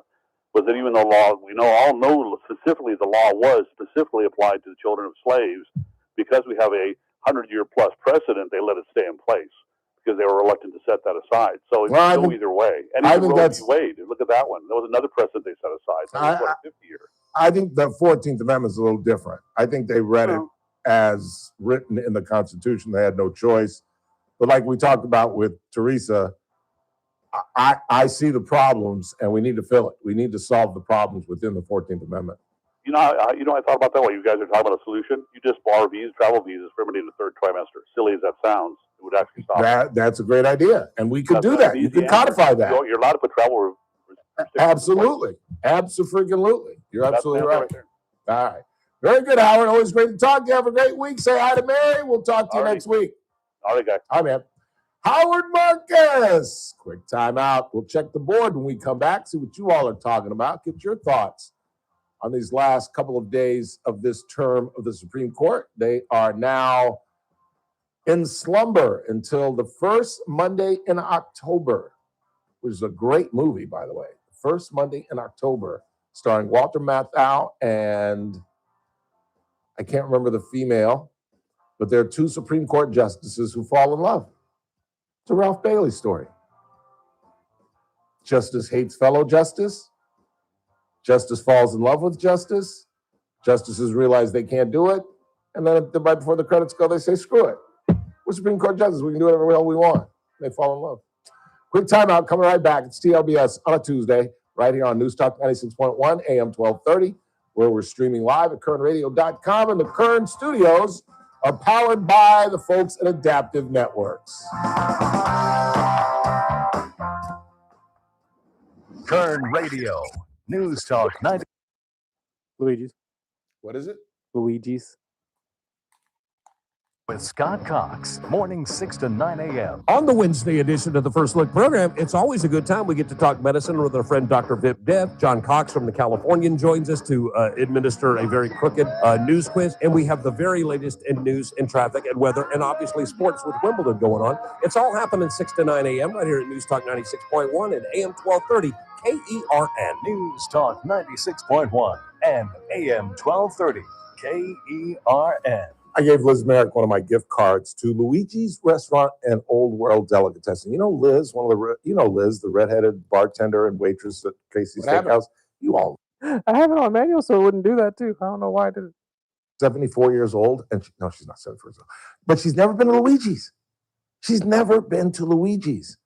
And the next time I go, I'll be on the arm of lovely Teresa Goldner because I'm going to win that bet. Will. And again, I'm going to start with the truffles. This is how I go about it. I hopefully want to go on a Thursday when I get the salmon, but the prime rib sandwich is also good. And if we go on a weekend, I get the Monty burger. And then we'll go into the bar and have a cocktail with Julie Escalante. And then I'm going to take Teresa Goldner into the deli, introduce her to Lynette, one of the greatest sommeliers you'll ever want to run into. Maybe have a glass of one of the Italian wines as suggested by Lynette. I'll introduce her to Gino, take her around to the Bailey bar. It'll be a wonderful afternoon after I win that bet. Because where would you rather be than Luigi's Restaurant and Old World Delicatessen, longtime sponsors of the Ralph Bailey Show. In 2026, Bay Alarm celebrates 80 years of security. For the Central Valley, that means local service including burglar and fire alarm systems, 24/7 in-house monitoring, and custom security designed to work with business operations. Bay Alarm has real people rooted in your community looking out for your business. After 8 decades and 3 generations of family ownership, our promise is still the same. We got you. Learn more at bayalarm.com. Hey, it's JR Flores. Catch my show, The JR Show, starting at 1 p.m. Now back to the Ralph Bailey Show on News Talk 96.1 and AM 1230 KERN.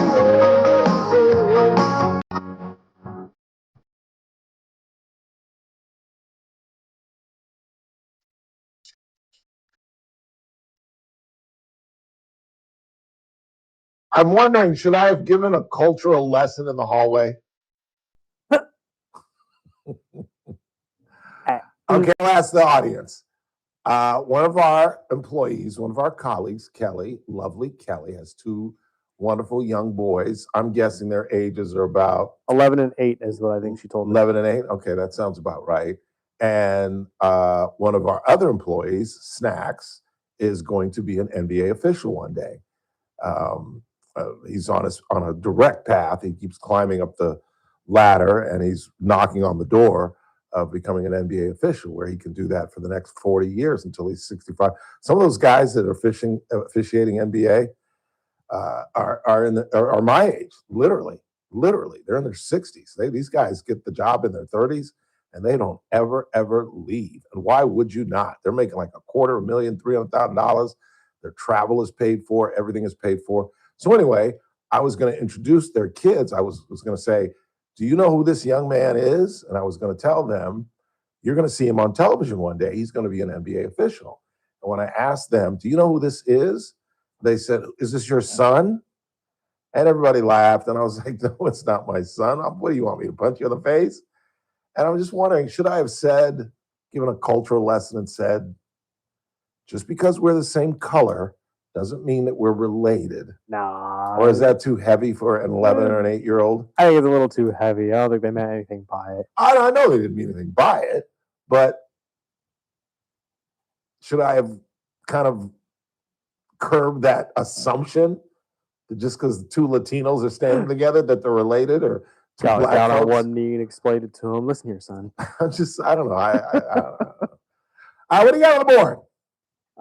Nothing, actually. We're bare. All right, very good. We're going to go in the back half of the hour and get into this Alaskan Senate race.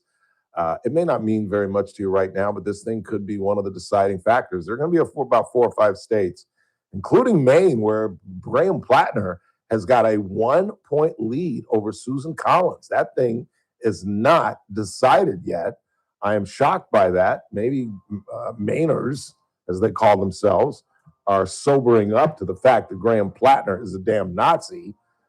But there are about 4 or 5 states that are going to determine whether or not the Democrats are going to overturn the U.S. Senate, and Alaska is one of them. And a man by the name of Dan J. White has joined the race with the incumbent, whose name is Dan White. It's kind of a Ken Mettler-esque attempt. I'll explain when we come back.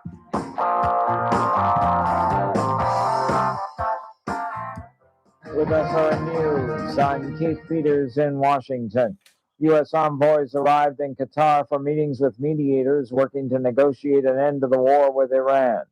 President Trump's Special Middle East envoy Steve Witkoff and Jared Kushner, Trump's son-in-law, flew to Qatar on Tuesday following a weekend of crossfire in the Persian Gulf over efforts to reopen the Strait of Hormuz to commercial ships. It's a hot one for millions of people in the Midwest and Great Lakes states. Intense heat and humidity are baking the region with no immediate relief. The National Weather Service says conditions are dangerous. The heat index is exceeding 100 degrees in some areas. The heat index is how hot it feels when air temperature and humidity are combined. On Wall Street, they're up by 136 points. More details at srnnews.com. Hey, I'm not one to say I told you so, but Kern Radio, News Talk 96.1 and AM 1230, KERN. Headlines from the KERN Newsroom. I'm Chris Davis. 68-year-old Kenneth Dobbins has been ordered to court today, even if he has to be brought by force. KGET reports that he refused to go to court Monday. He is charged with second-degree murder in the drowning of a 12-year-old boy in Cal City who is trying to get away from Dobbins' dogs. Dobbins also faces several other felony charges. Cesar Chavez High School in Delano has a new name, but with the Delano Joint Union High School District Board acknowledging they had to keep the name Chavez for legal reasons because it's on the original purchase agreement. The name is being changed to Chavez Collegiate High School, and that change will be final before the start of the new school year. Something similar happened last week in Bakersfield, where Cesar Chavez Elementary was changed to Helen Chavez Elementary. I'm Chris Davis in the KERN Newsroom with news every half hour and when it breaks on News Talk 96.1 and AM 1230. KERN. Meet Paul Sheldon's client, Dr. Roland Rodriguez. Hello, this is Bakersfield General Surgeon Dr. Roland Rodriguez, client and friend of Mr. Paul Sheldon. It is my great pleasure and privilege to relate to all of you my absolute exemplary experience with Team Paul Sheldon. I have also referred a number of my colleagues to Paul Sheldon's office, only to receive the most stellar feedback from my doctor friends regarding the office's expert navigation through the complex maze that is Medicare. And even though Paul Sheldon himself is now facing some temporary health challenges, his longstanding and most experienced and expertly trained team of ladies, Christine, Kelly, and Lynn, continue to masterfully guide the clients through the complicated world of Medicare. You most definitely could not possibly do any better than to reach out to Paul Sheldon several months before turning 65. Thank you. When Medicare matters, our team has the answers. Team Paul Sheldon. 398-2298.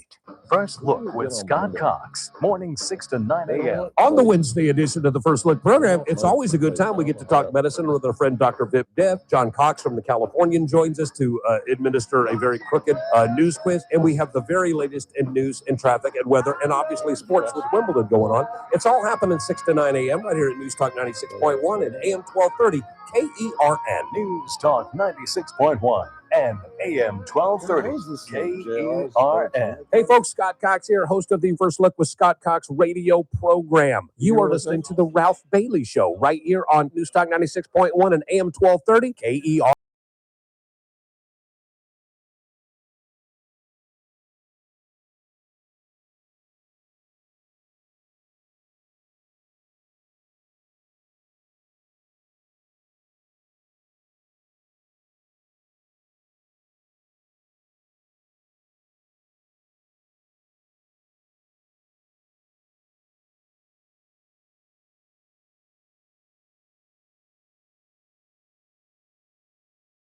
about Serena's defeat.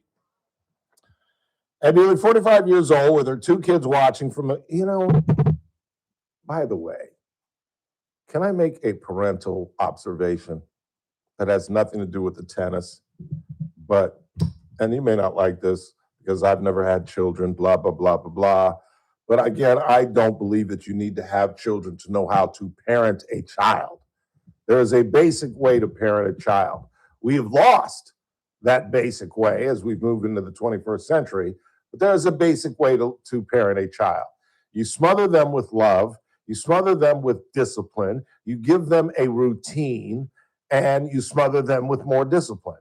And you raise the expectations for everything that they do. And you don't get disappointed when they fail, and you try to explain to them as much as you can, although they will never understand it until they get older, that they will fail, that failure is a part of life, and you just accept it, correct it, and move on. That's basically how you raise a child.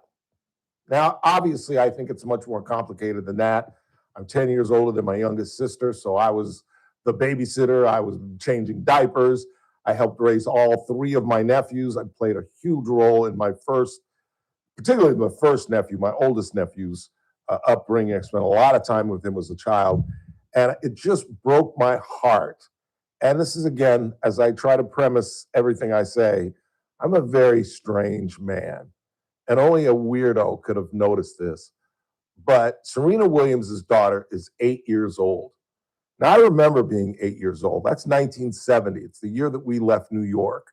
And I don't remember, as much as I would love to lie to you and say, I remember living in New York in 1969 when the Jets won the Super Bowl. I really don't. I remember Joe Namath, but I don't remember the 69 Super Bowl.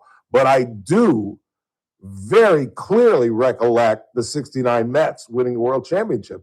In fact, that's the first time I ever saw my parents fight, because it was late one night when the Mets were going to win the pennant, and they were arguing about letting me stay up and watch the end of the game. And my father was like, Harriet, just let him. There's an inning left. And he was like, don't intercut me. And they started arguing, and my dad won, and I got to watch the end of that. I remember that. So I know what it's like. I remember what it's like to be 8 years old. It's not as if you don't know what's going on. And it just broke my heart to see her 8-year-old daughter not watch 1 point of her mother's match. From what every time they planned to her, and maybe she watched the majority of it, and I just caught it when the camera was on her, but she had her head down, she had her head like this, she was as if she was like in study hall, just wasting time. She wasn't looking at the court. At one point, she wasn't even in the box with her dad. And I'm sorry, and if you're asking yourself, well, Ralph, what could you have done? How can you make an 8-year-old interested in tennis? Just like my parents gave me the pre-church discussion or the pre-shopping discussion. Let's get this clear. We are going to church, and you are going to pay attention to what the pastor is saying. You're not going to ask me any questions. You're not going to talk. You're not going to laugh. You're not going to giggle. You're going to sing when your grandmother stands up with the choir and they sing. You are going to pay attention for the entire situation. Do you understand? Yes, ma'am. Why are you yelling at me? Because I am not going to have this conversation in a pew. You are going to pay attention. You are going to sing when your grandmother stands up, and you are going to be quiet during the entire service. Do you understand? And you damn right, I sat there quietly, stood up when my grandmother stood up and sang. When we go to the shopping store, we are going in here to get some meat for the spaghetti. That's all we're getting. Don't ask for nothing. Don't touch nothing. Don't look at nothing. Do you understand? And the fact that her father didn't say that to her, this is a huge moment in your mother's life. I don't care if you like tennis. I don't care if you hate tennis. But you are going to sit in that box, pay attention to your mother, clap when she makes a good point, and root her on when she makes a bad point. And that girl sat there. Now, the 3-year-old, however, I get that. You can't do that with a 3-year-old. But an 8-year-old, that's damn near Lily's age. You're going to tell me that you couldn't tell that child to pay attention to this gargantuan moment in your mother's life? Like, what is Serena going to look like when she goes back and looks and sees her daughter wasn't even paying attention to her? Like, one of the main factors of her going back was being able to play in front of her children. And they fly this little child, this spoiled, entitled baby, all the way across the Atlantic to do what? To sit and not even pay attention to her mama play tennis. I don't know. Like I said, I'm a very strange man, and only a very strange person could pay attention to that and be irked by it as if I'm their cousin or something. But it just bothered me. I'm sorry. Just bothered me. And I've seen other videos with the child because she hates tennis. It breaks Serena's heart. But Serena tried to take her out there and she's hit a couple balls and then she's like, and I'm sure it breaks her heart. But I mean, come on. This was a huge moment in her life and you've got to support your mother. You would think. I mean, I've seen Djokovic's kids. Have you ever seen Djokovic's kids? They're about the same age. He's got a boy and a girl, and they sit there on the edge of their seat, rooting for their dad. And different dynamic though in America compared to where they live. And maybe it's a different dynamic if it, and maybe, and I'm not suggesting this the way I feel, but maybe it would have been different if it were her father. You know what I'm saying? If it's dad out there competing as opposed to mom. I could see that, but I don't know if that's necessarily the. Well, I don't know. I just thought that was bizarre. How often was she with her while she was playing at her height, though? Well, she was pregnant. Remember, she won the Australian Open, and she was 3 months pregnant. Right, I remember that. So not much. She didn't see any of it, I don't think. Not that she would remember. But at eight, again, Lily's 9. Right. No, but that's my point. And Lily's like a 25-year-old. Right. But if, unlike some athletes, like a lot of these basketball players or football players who bring their kids in at like 2, 3, 4, and they're around it their whole life. And Griffey. It's a different. That's why the coach's son is always the best player on the team. On every team that I ever played in or on, there was a coach's son. They're always and the coach's son was always the most fundamental, the most basic. He was the 10-year-old who had a curveball when no other 10-year-old had a curveball. He was the 10-year-old who knew how to slide and just all the fundamentals of baseball because it was their life. It was their life. You can see it on the internet. There's a great reel of a dad who's created a baseball room for his kid. Have you ever seen this? He's created a baseball room for his kid. So he's got a plastic bat and a fungo ball, and he pitches to the kid, but he pitches overhand and fast. And the kid, and they've got bases, and he's got to tag the kid before he gets on plate. I mean, that kid's going to be a hitter. I don't know if he's going to make it, but he's going to be a high school star. Because, I mean, he's like, what do you think that kid is, about 5? And he's banging the ball all over this room. It's a great video if you haven't seen it. Better hand-eye coordination than I do. Exactly. That's what I'm saying. Because Dad is not flinging it, but he's not throwing it underhand. Oh, no. Dad is throwing it overhand, and this kid, and he switch hits. Yeah. He switch hits. He hit and the from kid's left smart side. enough to know the rules of the game, too, which I thought was interesting. Yep. They argue about whether safe or out. If it's a strike or a ball. Mm-hmm. It is. But apparently not Olivia or Olympia, whatever the hell that spoiled little brat. I hate Serena's child. Isn't that horrible? Never even met the child. I hate her. Come on. Just pay attention to your mother. This is a huge moment. She's too young to understand that, though. No, I disagree. I totally disagree. I feel like she's too young to understand how big Wimbledon. Dude, I used to run a Little League. We used to have kids playing T-ball younger than that. 8-year-old, that's minor leagues. Yeah, but how many of those kids know how big of a tournament Wimbledon is, and like how can comprehend how big of a moment that is for their parent? That's what I'm more saying. They would have to. Your mother got a standing ovation when she walked into the building. You flew to you flew to London. Serena. You flew to London. She's already used to that, though. It's just like every other kid whose parents a celebrity. They don't see their parent as the celebrity. They're but just she's like, never. this is another. I don't think she's ever seen her get a standing O like that. Oh, I don't know. That's true. Maybe not, but at the same time, I don't know. I think there's. What do y'all think? I think there's a full understanding by 8 years old, and I think it's just pure. They spoil that child rotten. You know they do, and she's entitled. It was also bizarre that the mom wasn't there. The mom hasn't passed away, has she? The mom used to be front and center in every Venus or Serena match. And it'll be interesting to watch if she's there for the doubles. But the mom was not present at all. But the whole family was. That was good because she's got a bunch of sisters, and she lost a sister to gang violence in Compton a couple years back. my mom's still alive. Yeah, but she was not. It's weird that maybe. How old is she? 74. Oh yeah, you can travel at 74. Are you kidding me? You're still a young woman at 74.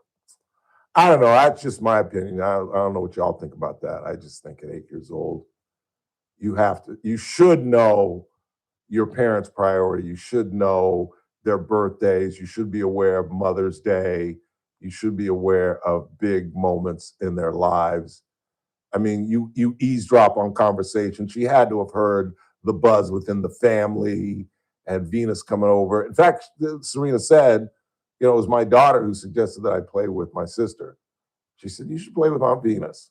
So she gets it. I don't know, maybe I'm just weird. I mean, obviously I'm weird, but maybe my take is weird. I don't know. Let's go ahead and take a break. Come right back.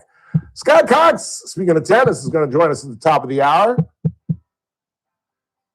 He's going to call us. We'll give him like 2 minutes, see if he calls at 5:05, and then we'll call him, bug his ass. And we got some other sports news. LeBron is leaving Los Angeles. I don't know how my fellow Laker fans feel, but I am like, thank you, Jesus. But now what? We've committed to AR, gave him all the money in the NBA. We're obviously committed to Luka and his no defensive ass. So we have got to get some wing players.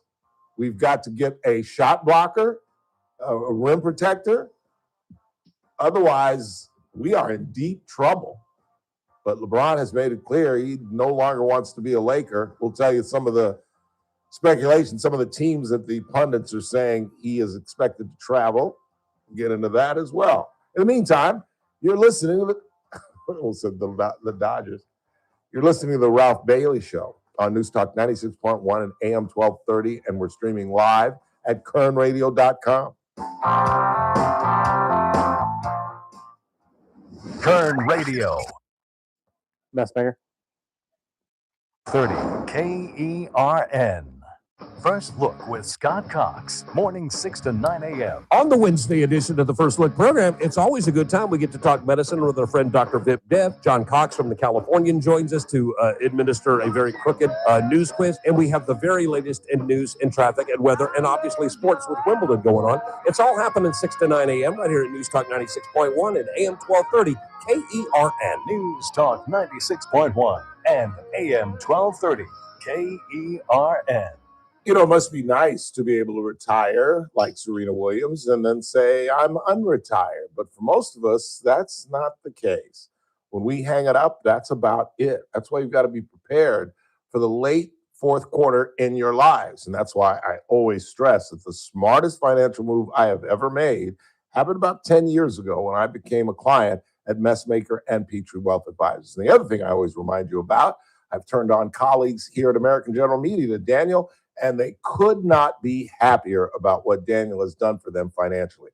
Call Daniel Petrie at 395-9400, 395-9400, or just tune in on Thursdays. He appears here every Thursday at 4:30, and his office is located right on the corner of 21st and Oak. Daniel Petrie and the folks at Messmaker and Petrie Wealth Advisors. This broadcast is for informational purposes only and does not constitute investment advice or a solicitation for advisory services by Daniel Petrie or MPWA Incorporated, DBA, Messmaker, and Petrie Wealth Advisors. The program host is a client and receives compensation and other financial benefits in connection with this advertisement, creating a conflict of interest. Experiences discussed may not be representative of other clients. Carpet Outlet Plus. Every day is sale day. No one can beat us, no one can touch us. You won't find better prices. Shop and compare, we don't care. Take a look our way. and come into Carpet Outlet Plus. Every day is sale day. Pet stains on your carpet? Carpet Outlet Plus has everything you need to make your floors pet-proof. With over 100 in-stock waterproof floors, Carpet Outlet Plus can solve your pet problems for good. We also stock over 50 colors of pet-perfect carpet. Call, click, or come by today for your free in-home estimate. Don't forget, for the do-it-yourselfer, we also offer free next-day delivery on all qualifying stock floors. And as a bonus, go to carpetoutletplus.com and apply for 12 months no-interest financing. Carpet Outlet Plus, 3.5 blocks west of 99 on Rosedale Highway.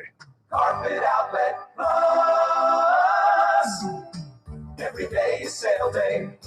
Hey, I'm not one to say I told you so, but do you remember last year when I told you that Pure Talk was hands down the best wireless company that I'd ever used? Well, some of you were skeptical, but Consumer Reports just asked 120,000 people to rate every wireless company in America, including the big boys. Well, guess which company was the only company to get 5 stars in every category? Yeah, Pure Talk. Coverage, support, value, data. 5 stars across the board. No service contracts, no cancellation fees, just great U.S. customer service on a crazy fast 5G network for a fraction of what you've been paying. I'm not going to say I told you so, but I will encourage you one more time to dial pound 250, say micro, and switch to a 5-star American wireless company that won't let you down. Pure Talk. Hey, it's JR Flores. Catch my show, The JR Show, starting at 1 p.m. Now back to the Ralph Bailey Show on News Talk 96.1 and AM 1230 KERN. Pretty young thing, you need some loving, to love and care, and I'll take it there. Today would have been a great day to change the music, because I only sent you one piece of audio. That's why I never changed the music, because by the time I figure out all the audio, I've got like 4 or 5 pieces, and I'm like, do I really want to send him like 4 or 5 pieces of audio, music as well? You know what I mean? But today, with just one piece of audio, would have been a perfect day, because I got a bunch of audio that I want to play, and I just never sent it to you. I want to play some more. I want to play some Lizzo. I want to play some, I think we've moved away too much from Frank. I want to play a little more Tony Bennett. And I want to play some 90s hip hop. Little Houdini, little Run DMC. And then I've got some crazy stuff that I wanted to play. Like I like Saturday, screwing around, I lined up, I said, this is what we're going to play all day Monday. And I lined up all these, because it just started hitting me on the reels, 60s, 70s theme songs. And that was going to be the theme. And it was like 4 or 5 of them. But I was like, but I had like 4 or 5 pieces of audio. So that's like 8 or 9 pieces of audio he has to cut. But I had some classics, dude. I had some classics. I had Speed Racer. There goes Speed Racer. He's a demon on wheels. He's a running. I just had all these classic ones I was going to play, but it's so difficult because I want to focus on the audio. And what made me think of that is we got some audio of Donald Trump talking about U.S. officials in Doha. He has sent his son-in-law, Jared Kushner, and Steve Witkoff once again back to Doha. But the problem is the Iranians are saying we aren't meeting with the Americans. They now are beginning to realize they have leverage in this thing. And that if they tell us to go kick rocks in 60 days, the Trump administration is screwed, because now that's 60 days closer to the midterms. And you really think, where are we, July? So we're talking about the end of August, maybe September, 8 weeks before the midterms. You really think they're going to start up the bombing again?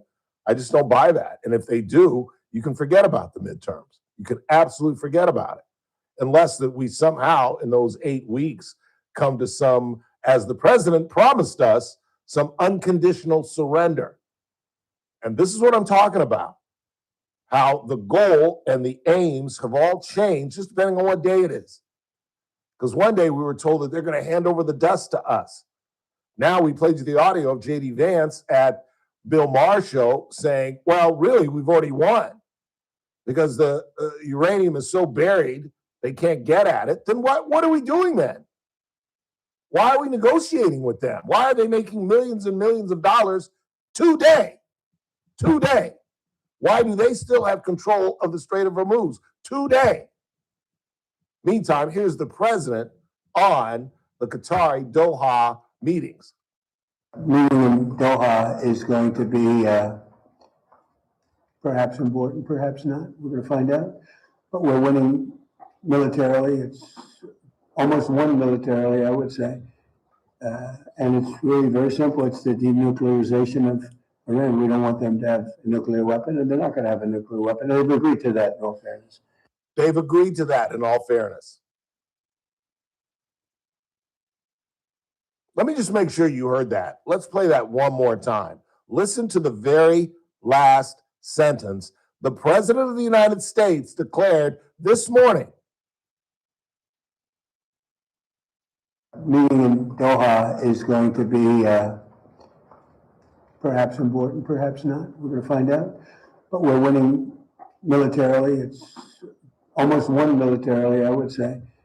And it's really very simple. It's the denuclearization of Iran. We don't want them to have a nuclear weapon, and they're not going to have a nuclear weapon. They've agreed to that, in all fairness. They've agreed to that, in all fairness. Really.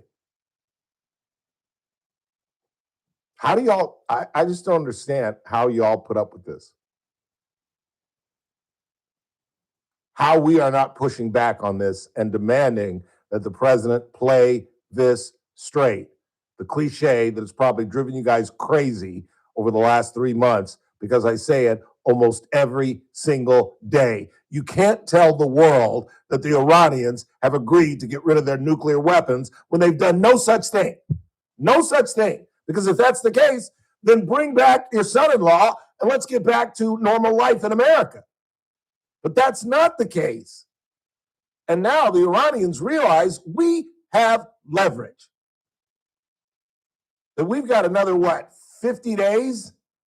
That we can just string the Americans along. We're making our millions. And the only priority that they have in these talks is they want that $300 billion. And guess what? They're probably going to get it. Under the naive, absurd belief that they're going to spend it on the betterment of their own people, despite the fact of their very recent history, i.e., killing, murdering, the genocide of tens of thousands of Iranians.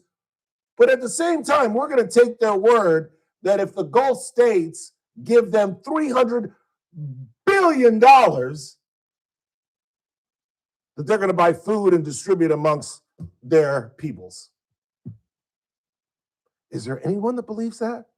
Anyone? One of you? Anybody? If you honestly believe that, call the show, text the show, and tell me, yes, Ralph, I believe that. I believe that if the Gulf states give Iran $300 billion, that they'll take the lion's share of that money and spread the wealth and feed their people and buy soybeans and corn from America. And we'll be one happy family. And for the first time in 4,000 years, there'll be peace in the Middle East. Thank you, Donald Trump. Excuse me if I call that redonkulous. Absolutely redonkulous.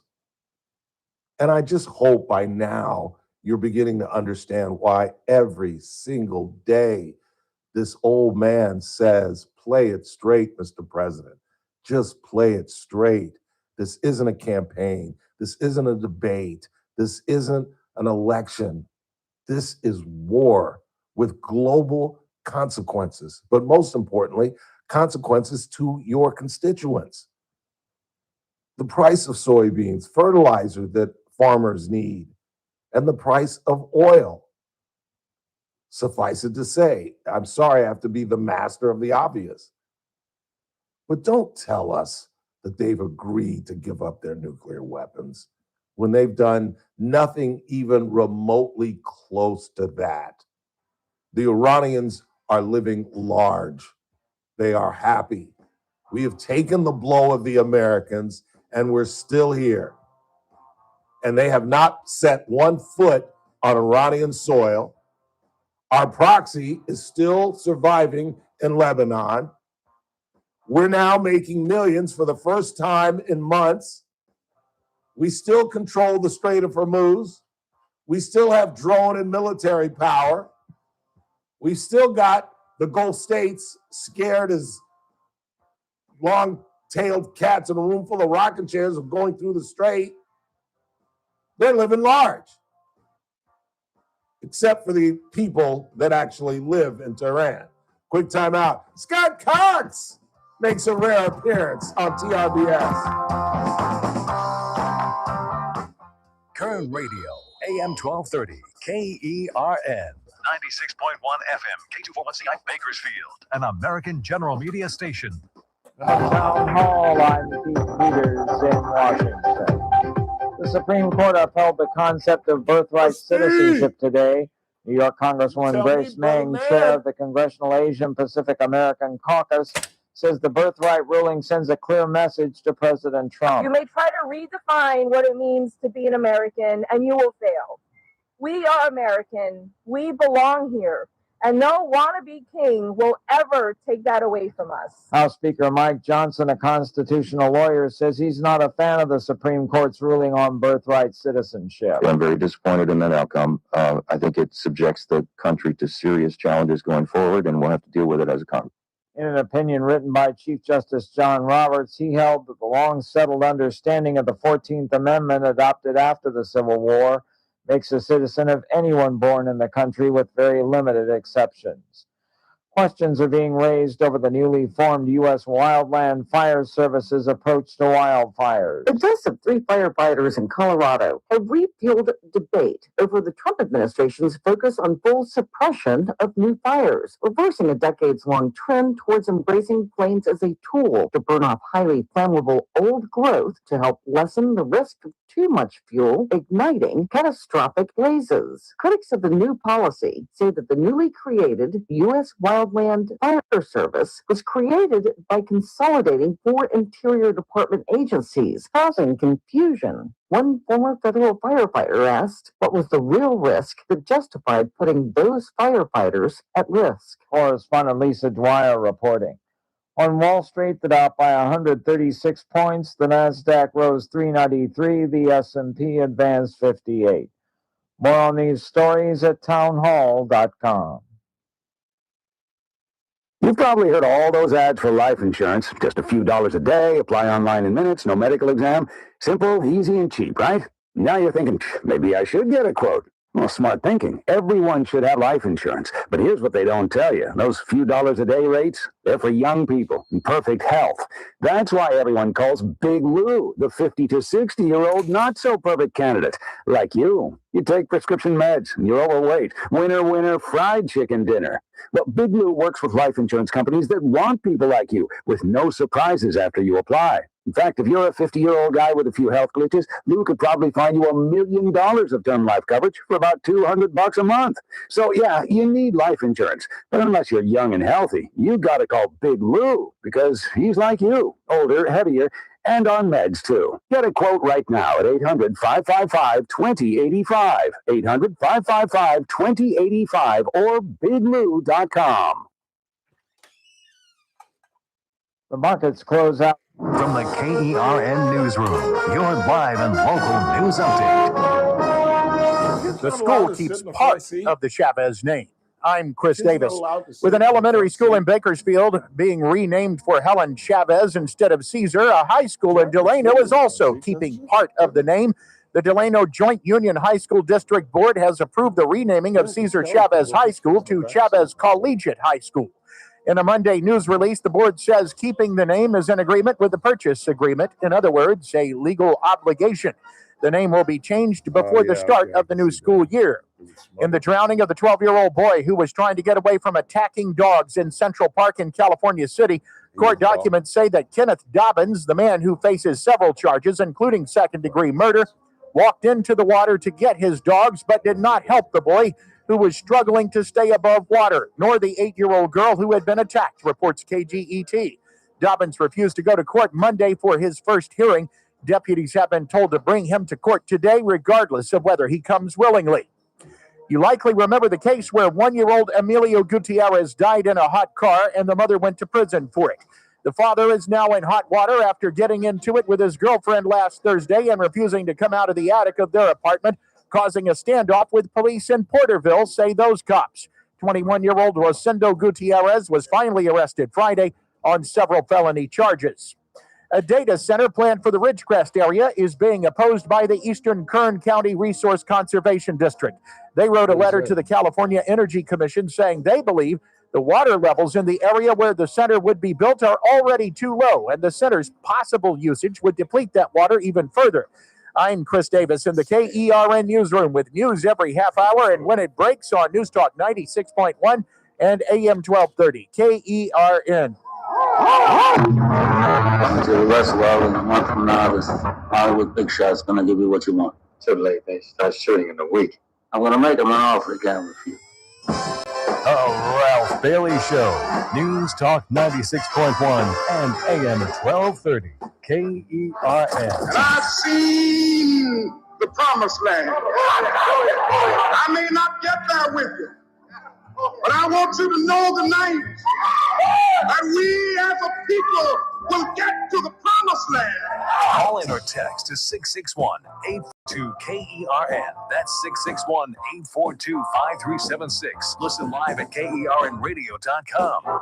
Now, the host you've been waiting all day for. Live from the KERN studio, here's Ralph Bailey. Final hour of the broadcast on this Tuesday, final day in June. This is the Ralph Bailey Show on News Talk 96.1 and AM 1230, where we're streaming live at kernradio.com and broadcasting live on YouTube. There's still lots to do in the final hour.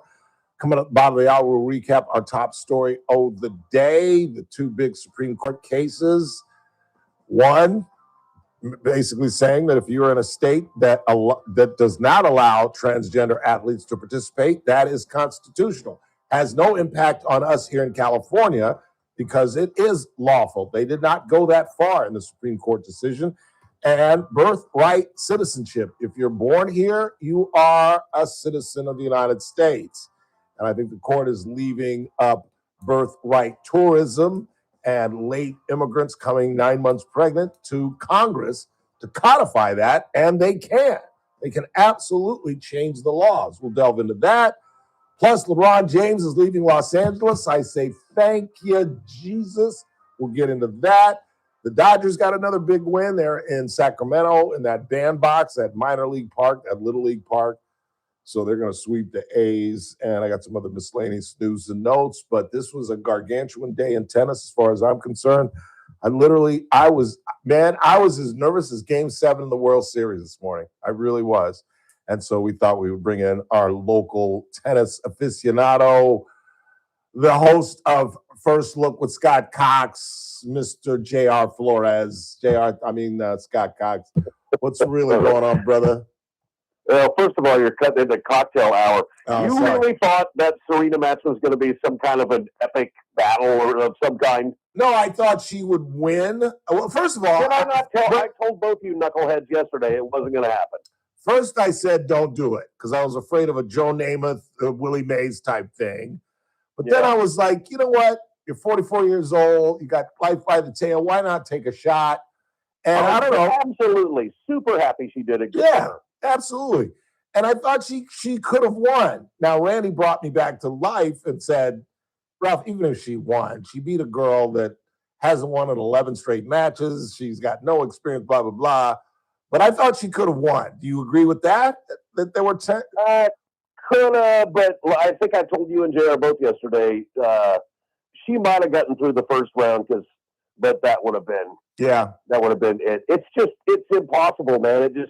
If Federer could be out there right now training 8 hours a day, and he'd come back in the men's draw and his same deal. He just couldn't. You just can't walk away from the game and come back like that. Yeah, because now they're starting. This has caused reporters to ask these guys, and I saw an interview with Rafael Nadal, and he was like, absolutely not. Have you lost your mind? Oh, no way. Yeah. He's like, no, absolutely not. That chapter in my life is over.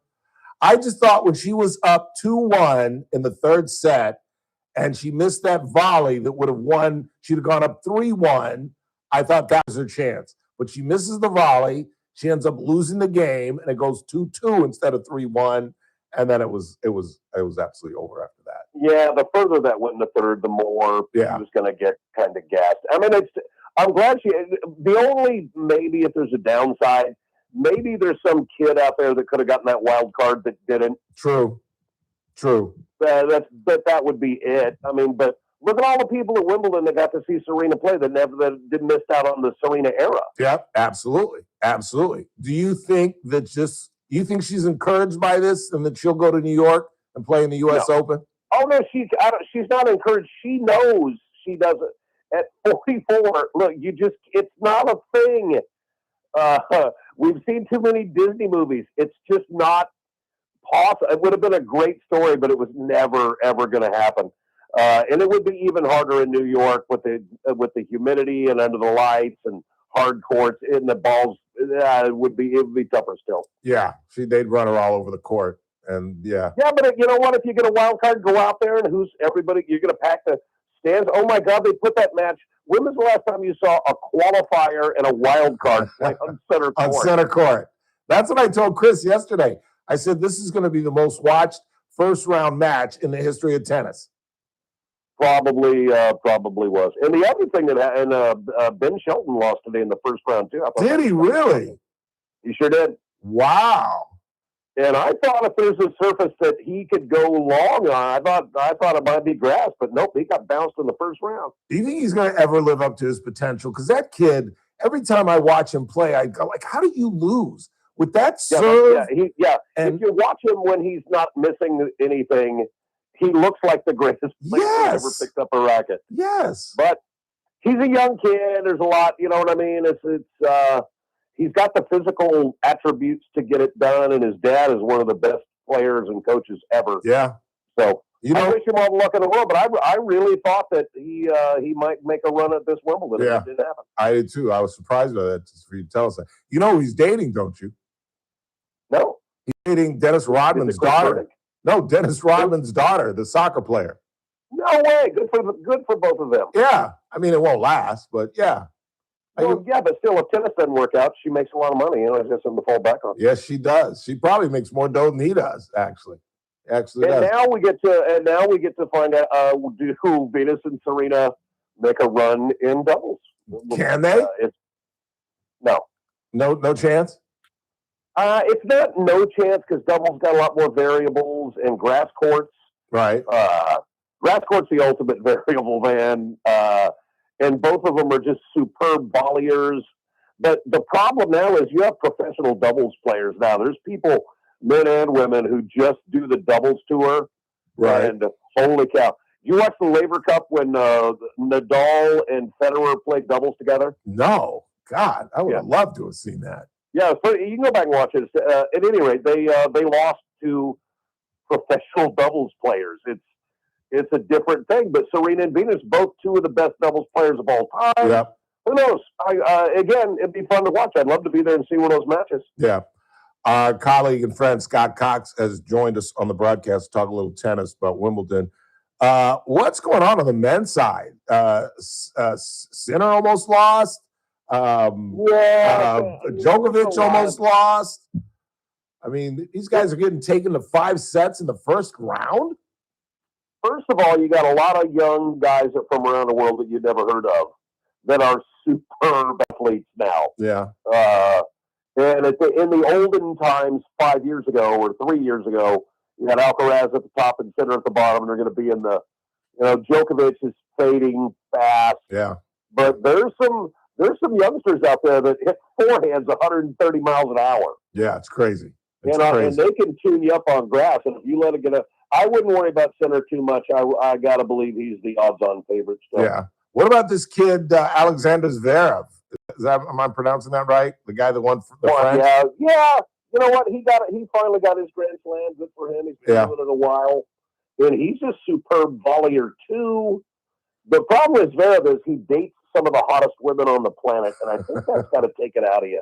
Just a little bit. Yeah. All right. Me. I don't want to cut into your tequila time. Let's make it simple. On both sides, men, who you got?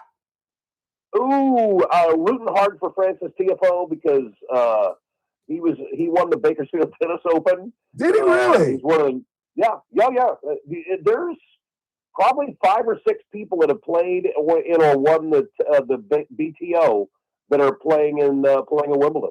I did not know Tiafoe came here. Wow. I would like to have seen that. Through everybody, and just the nicest guy. I loved hanging out with him. He won today. He hasn't yet. Their match got suspended. So Sinner's gonna win this thing. Other half of the draw. Yeah. Who you got on the women's side? That gets a little more complicated. Sabalenka is the only person that can beat Sabalenka. Is Sabalenka. Yeah, and she often does, as she did in the French. She often melts down. Yeah, she totally melted down and flaked out in that one. But if she keeps her head straight, nobody can beat her. Yeah, I agree. But when she starts, maybe Swiatek, and even that's a long shot, and she tends to flake out too. I don't know. It's fun. Grass court tennis is great. Wimbledon is the best, obviously, tournament to watch. It's just again, just sit back and have fun and watch. Yeah, no kidding. You can always tell when Sabalenka starts to break down. She starts turning to her box and complaining and what? It's like, just shut up and play. I still cannot. And now and by the way, that's a Serena thing. She cheated with her coach so much that they finally just legalized it. Yeah. Have you ever seen somebody just tank a forehand and look at their coach? Yeah. Like what? I don't remember telling you to do that, man. Exactly. You hit it right in the middle of the net, and you're looking at your coach. Yeah, you just brick a volley and then look at your camp like, what did you guys do? Yeah, exactly. It's annoying. Sure didn't say to do that one. Yeah, it's annoying. All right, Pop. Appreciate you taking the time and coming on the program. Oh, anytime. Like I said, it's still technically cocktail hour. All right, very good. Enjoy. Thanks again. See you, brother. Scott Cox. Check him out 6 to 9 every morning right here on News Talk 96.1 and AM 1230. And he streams live at kernradio.com, despite the fact that he refuses to go on YouTube for reasons I don't understand. Has he ever told you why he doesn't want to do YouTube? No? Okay. He makes up a new excuse every time I ask. Yeah. All right. Very good. That was kind of him, though, because I know it's tequila time at the Cox home. It'll be vodka time in about an hour at the Bailey home. Little John Daly. I've gotten unsweetened tea, unsweetened lemonade, and unsweetened tea. I'm starting to get used to it, but I think I need just that little bit of sugar in the lemonade in my John Daly's. John Daly's and Arnold Palmer with vodka, basically. Quick timeout. We'll check the board once again. I've still got some more things to discuss. We'll talk about LeBron. What do you think of that? Are you all as happy as I that Mr. James is headed somewhere? I'll tell you where I think he's going, what the pundits say where he's headed. Is it Cleveland? Miami? Is he doing the Ralph Bailey and going back to X's? Or could it be north? North to Alaska. Great picture. Quick timeout. Coming right back. It's TRBS. News Talk 96.1, AM 1230, or streaming live at kernradio.com. Kern Radio. News Talk 96.1. Casey. You got one? Mm-hmm. To 9 a.m. On the Wednesday edition of the First Look program, it's always a good time. We get to talk medicine with our friend Dr. Biff Dev. John Cox from the Californian joins us to administer a very crooked news quiz. And we have the very latest in news and traffic and weather and obviously sports with Wimbledon going on. It's all happening 6 to 9 a.m. right here at News Talk 96.1 and AM 1230 KERN. News Talk 96.1 and AM 1230 KERN. As you all learned on this very broadcast, owner-operator KC Steakhouse, Cassie Biddle, is running for the city council. So the next time you're in KC Steakhouse, give her a kind of a cheer if, in fact, you want to support her. I'm not telling you to support her for city council, but this woman has done extraordinarily well with a restaurant that's almost 80 years old. Nobody back in the 80s and the 90s could have ever imagined that Cassie Biddle, this young woman, this young, smart businesswoman, part of the planning commission, could take KC Steakhouse to an entirely different level. She's established the Stockyard next door, which has been an absolute game changer. They have a banquet room where medical facilities meet for meetings, and Kathy Abernathy uses it for election nights, and you can have dinner in there. You can enjoy the craft cocktails. They have live music. And of course, Jimmy and Bobby are providing live music in the main restaurant Tuesday through Saturday. Where would you rather be? Great way to beat the heat. Head to F Street and enjoy KC Steakhouse, the finest KC Steakhouse in all of Kern County and a longtime sponsor of the Ralph Bailey Show. For adults with Crohn's disease or ulcerative colitis symptoms, every choice matters. Tremfya offers self-injection or intravenous infusion from the start. Tremfya is administered as injections under the skin or infusions through a vein every 4 weeks, followed by injections under the skin every 4 or 8 weeks. If your doctor decides that you can self-inject Tremfya, proper training is required. Tremfya is a prescription medicine used to treat adults with moderately to severely active Crohn's disease and adults with moderately to severely active ulcerative colitis. Serious allergic reactions, increased risk of infections or lower ability to fight them, and liver problems may occur. Before treatment, get checked for infections and tuberculosis. Tell your doctor if you have an infection, flu-like symptoms, or need a vaccine. Explore what's possible. Ask your doctor about Tremfya today. Call 1-800-526-7736 to learn more or visit tremfyaradio.com. Patrick was way behind on his IRS taxes. I was in way over my head. The total amount ended up being somewhere just over $30,000. $30,000. Then the IRS came to collect. Started getting letter after letter. A lien had been filed against me. They were going to basically hang me completely out to dry. He had to do something. That's when I reached out to Optima Tax Relief. Patrick's life quickly got a lot easier. It was very easy, pretty much hands off. They picked up the ball and ran with it. And how'd it go? I couldn't believe it. I had to ask 2 or 3 times. I saved an incredible amount of money. How does Patrick feel about Optima? Couldn't be happier. They definitely helped me. Optima Tax Relief, the best place to call. They're the best in the business. Do what Patrick did and call Optima Tax Relief for a free consultation. Call 800-343-6460. 800-343-6460. 800-343-6460. Optima Tax Relief. Testimonial from an actual client. Some restrictions apply. For complete details, please visit OptimaTaxRelief.com. Hey folks, Scott Cox here, host of the First Look with Scott Cox radio program. You are listening to the Ralph Bailey Show right here on News Talk 96.1 and AM 12.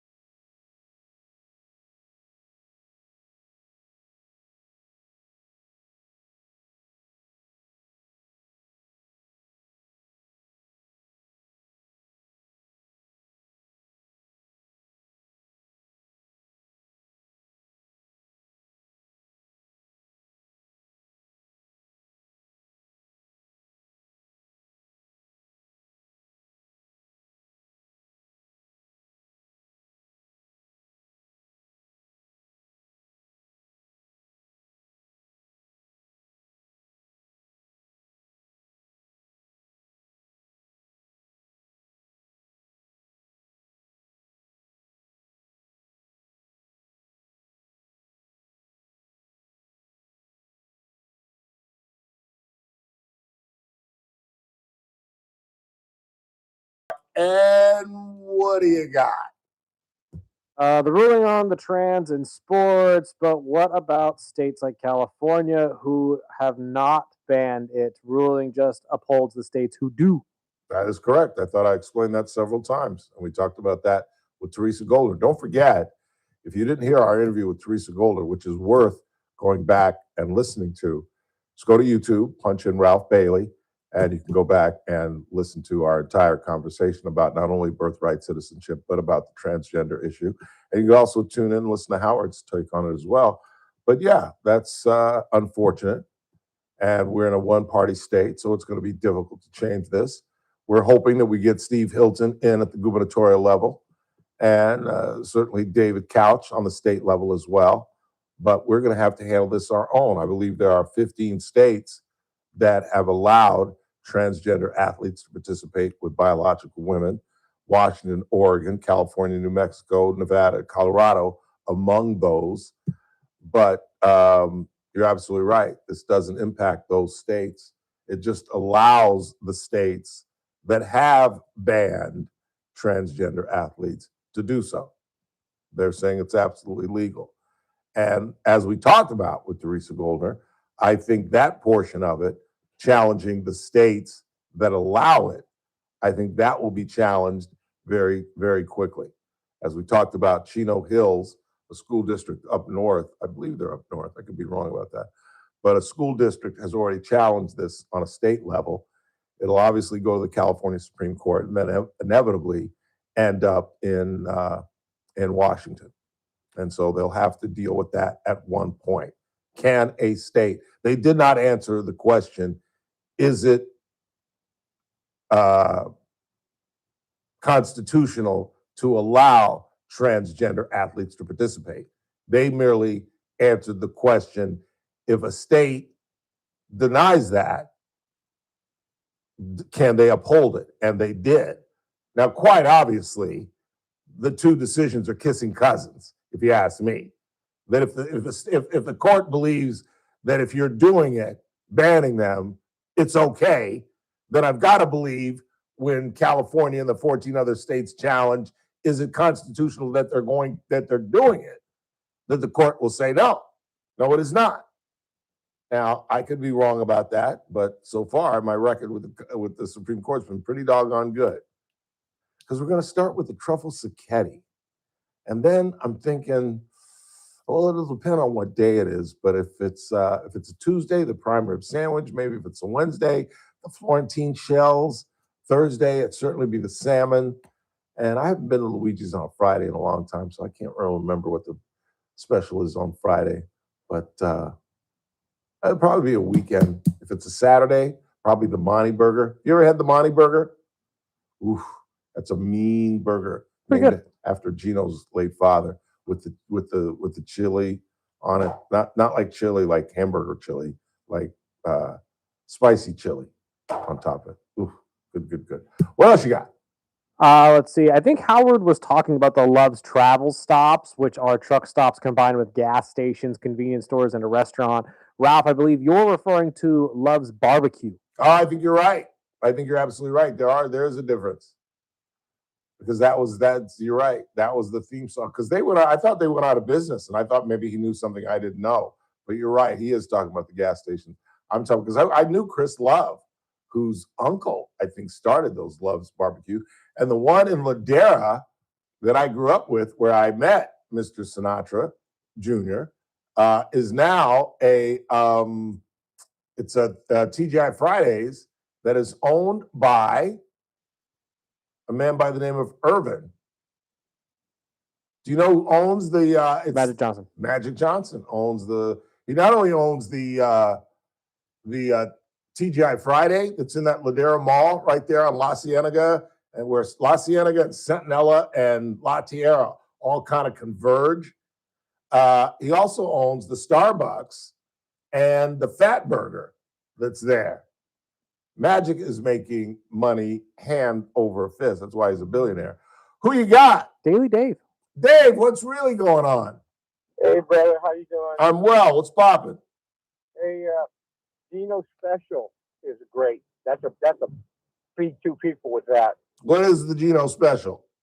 I can't remember. I had my grandson graduated, and we went to Luigi's, and we had a few libations before I ordered it. But all I remember, it fed me and my dad, and it was delicious.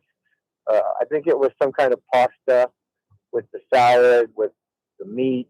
I just had a little bit of everything. Yeah. Okay. So, yeah, and you know, Gino, a former football great and star. I'm sure he had a heck of an appetite growing up. Oh, he was a great athlete. He was a tremendous athlete. You know what I've always pointed to whenever I talk about Gino's high school or collegiate career? The thing that amazes me most is not that he went to Arizona State, played fullback, was a great star running back, was a great linebacker at Garces.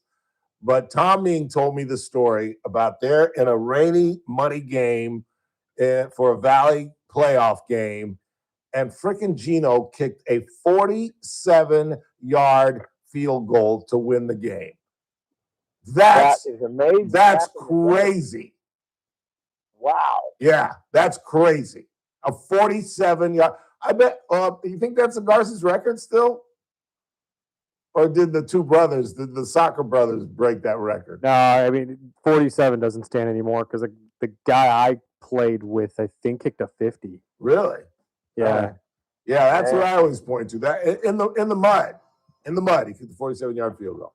Crazy. Hey, I got to coach against Gino when he played for St. Francis. Oh, is that right? He was a one-man wrecking crew. And all I could tell my team was, I didn't tell my team, I told my best athlete, you mirror Gino and just try to let him not, Dominate. Yeah. All right, Dave, I got a hard break, man. Always good to hear from you. Take care. Hey, have a great 250. Thank you, sir. You as well. It's our man, Dave. Quick timeout. Last half hour of the broadcast on this Tuesday. It's TRBS. I would stick around if I you.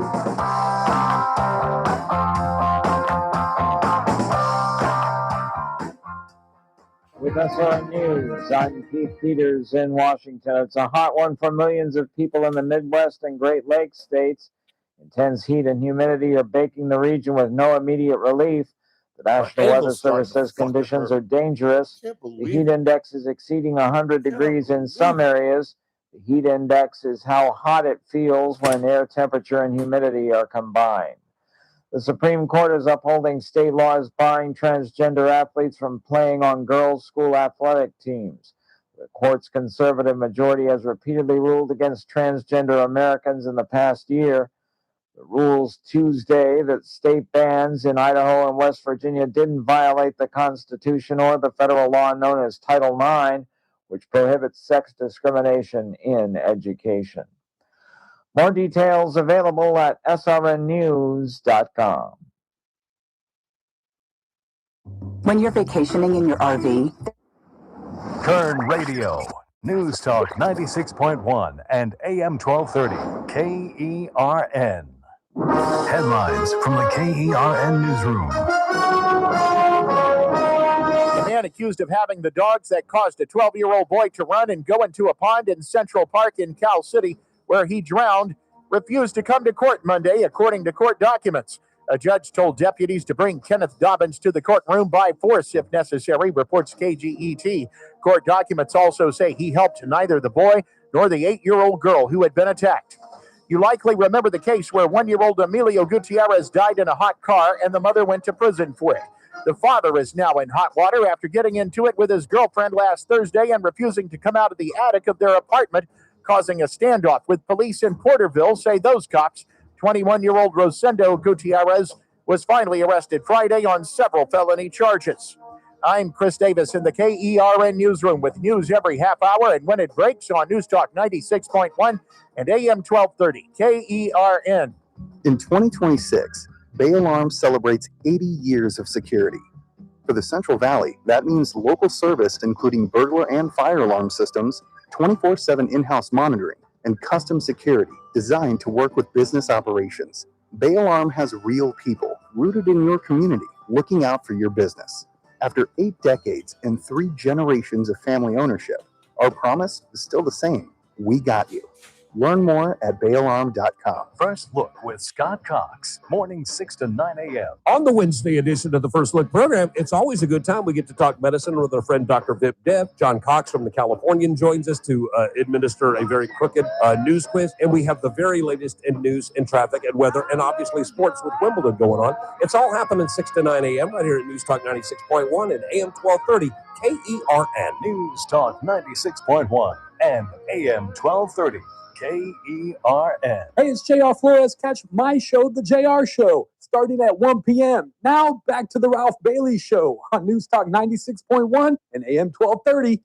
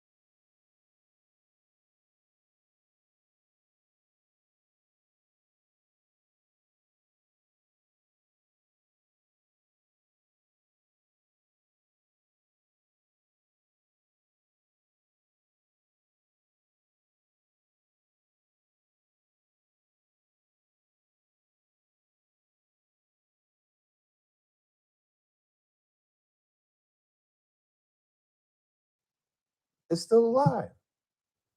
Is he, or am I losing my mind? Hey, Siri, how old is Tony Bennett?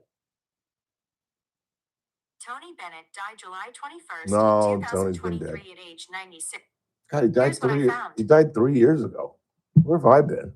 Good Google and movie. 842-5376, 842-KERN. So it looks like LeBron, his time in Los Angeles is over. I've never been a fan. I'm sorry. And I don't think, again, we've talked about this time and time again. I think he's had the best career.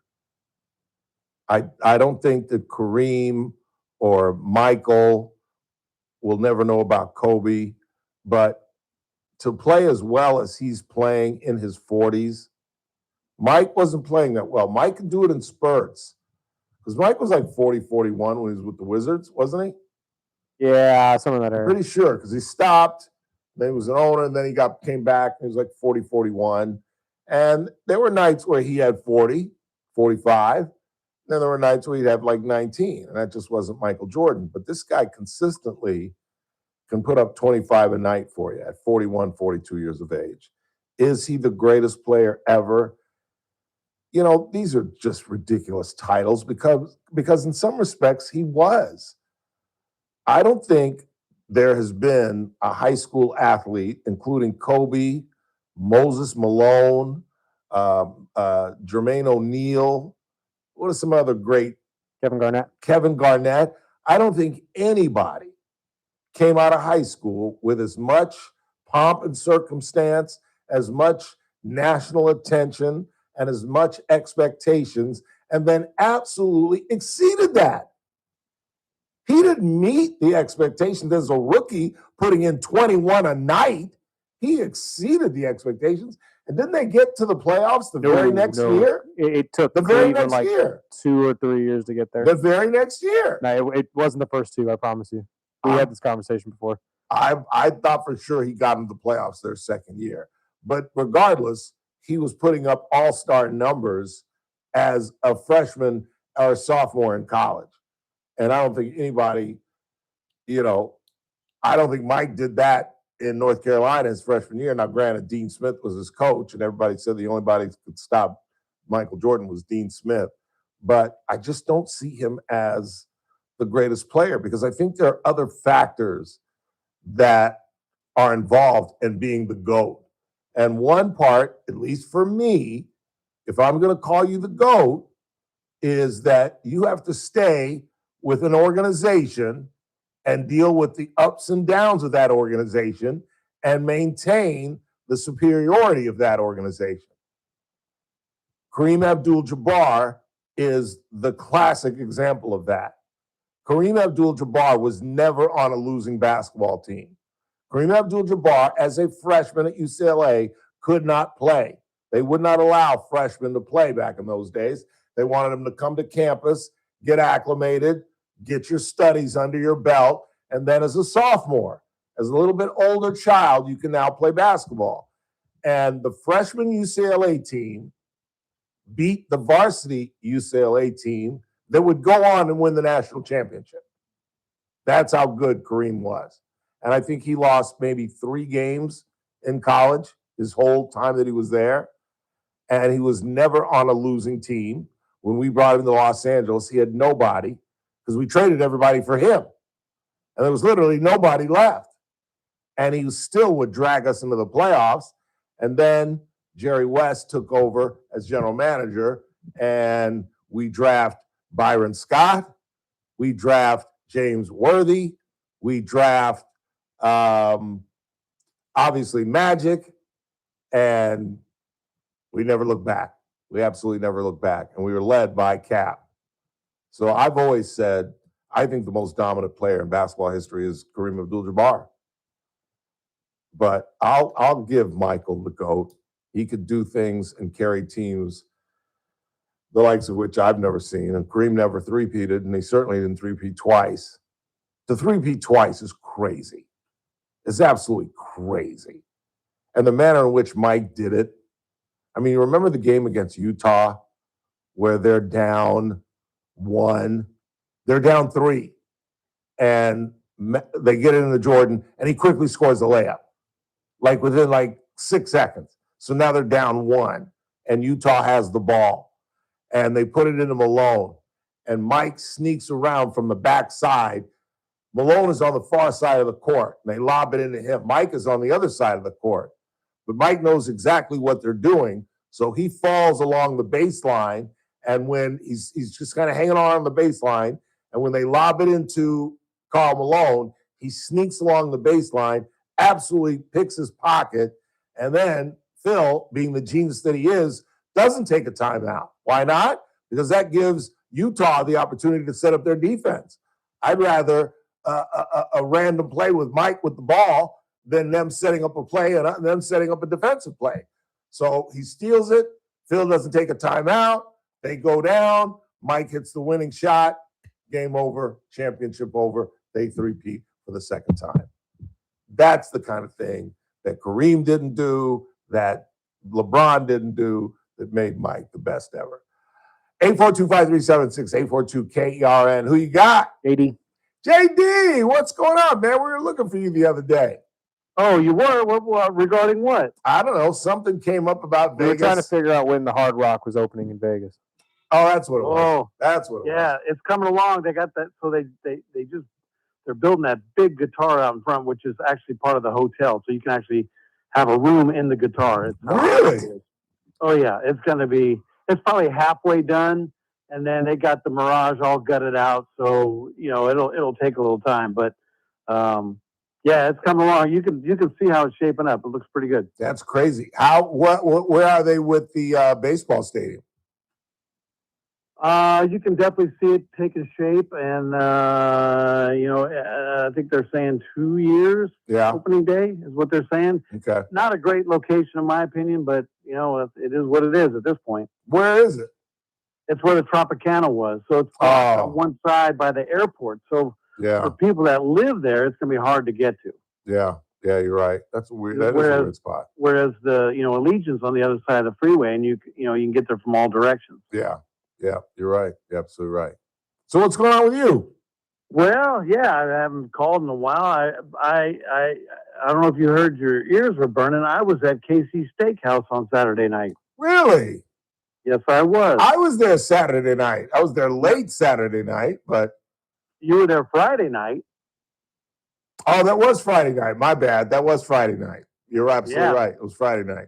Yeah, they told me you were there. I bet they did. I bet they did. So yeah, I was driving around a little bit around the country, doing some family research, and ended up, coming through Vegas, and then I spent the night in Bakersfield. So me and Mrs. JD went to KC Steakhouse, and we had a wonderful meal. Oh, that's great to hear.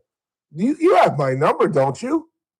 You have my number, but I do not have your number. All right, well, I will call you tonight to give you my number, because all you had to do was text me. I'd have come up there and bought you guys a drink at least, to say, hey. Yeah, I mentioned your name and got a 0% discount. That's why I got to come up and part the Red Sea for you. That's why you got to text me next time you're there. Well, I didn't have. You gotta text me. You or Chris. Neither one of you text me. I don't know your number. So all right. Well, I will get it. I will call. In fact, I'll call you right now and give you my number.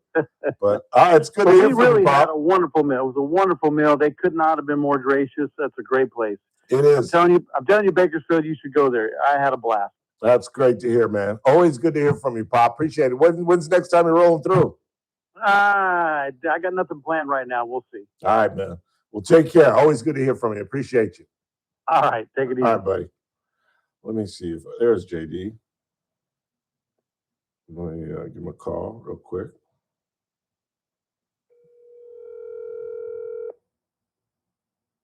That's proof. Got it. All right, sir. You got my number. Got it now. All right, Pop. Take care. All right. All right, we'll see you. It's our man JD up in Oakland. Comes through here on his way to Vegas. I still haven't made up my mind.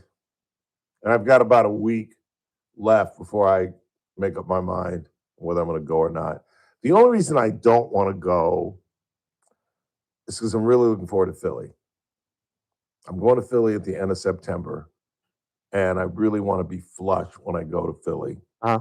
And I know mid-August, if I go and blow a lot of money, which isn't that the definition of Vegas, then I'll be like, damn, I should have saved that dough for Philly. You know what I'm saying?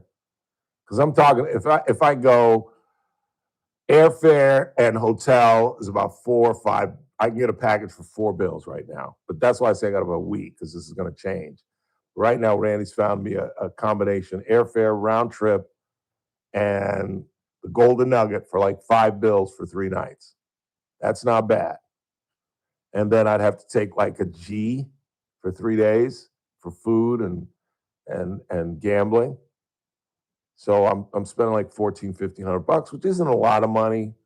But like I said, mid-August, when I'm thinking, damn, that's a G that I could have taken to Philly, you know? But then what am I going to do for my birthday? Like one of the things I talked about doing with Randy, and maybe I talked about with you, Chris, is going to Porterville.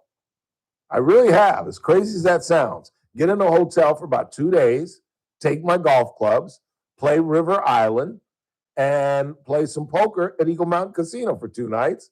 And just kind of kick it in Porterville. In fact, I know a gal up there. She's got a man. It's not a romantic thing. But, I mean, hang out, get her to hang out, show me a bar or 2 up in Porterville. Porterville's a fun town. It really is. So that probably makes more sense. Or I could go even super cheap and go hang out in Delano, go to Guillermo Gonzalez's steakhouse, play a little poker at the Aviation, but then I'm in Delano.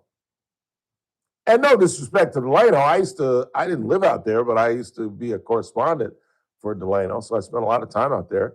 They got some great Filipino food. They got some great Mexican restaurants. There's some great, great food. And again, like I was saying, our next 16th district state senator, Guillermo Gonzalez, has a pretty good steakhouse out there. I don't know what I'm going to do. And you know what I'll probably end up doing? Just staying here and doing nothing. There's no way. There's no way. I can't just do nothing. And just play golf every day with Zucchini during the week. I could do that. But then I'll end up going to Golden West. Why doesn't the Hard Rock have poker? That would be so cool. It really would be. Think I could talk Chris into changing their minds out there? Unfortunately, probably not. No, no chance in hell. Let's go ahead and take our final break of the night. Tomorrow is a Wednesday. Are the Van Alstynes back? No, I believe they're off this week. Okay, very good. So no guests scheduled, but lots to talk about, and you never know who might pop up as a guest. But in the meantime, keep it locked. Scott Jennings at the top of the hour. And in the meantime, you're listening to The Ralph Bailey Show on Newstalk 96.1, AM 1230, and we stream live at kernradio.com. Kern Radio, News Talk 96.1 and AM 1230, KERN. First Look with Scott Cox. Morning.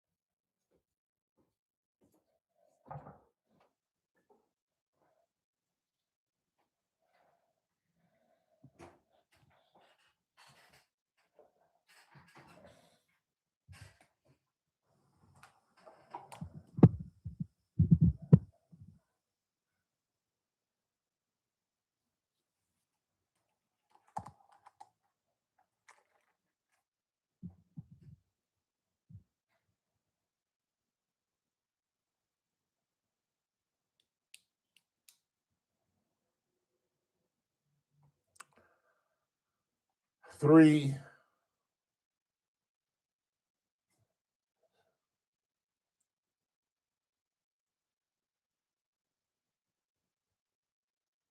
3-2. There's no question the court has left a hole in terms of their decision on birthright citizenship. Because my scenario that a Chinese communist leader can send his wife to Guam, have a child, bring it back to Beijing, and technically that child could run for president of the United States is a scary Manchurian candidate scenario that is realistic. But it's now up to Congress to seal up that loophole and get rid of birthright tourism.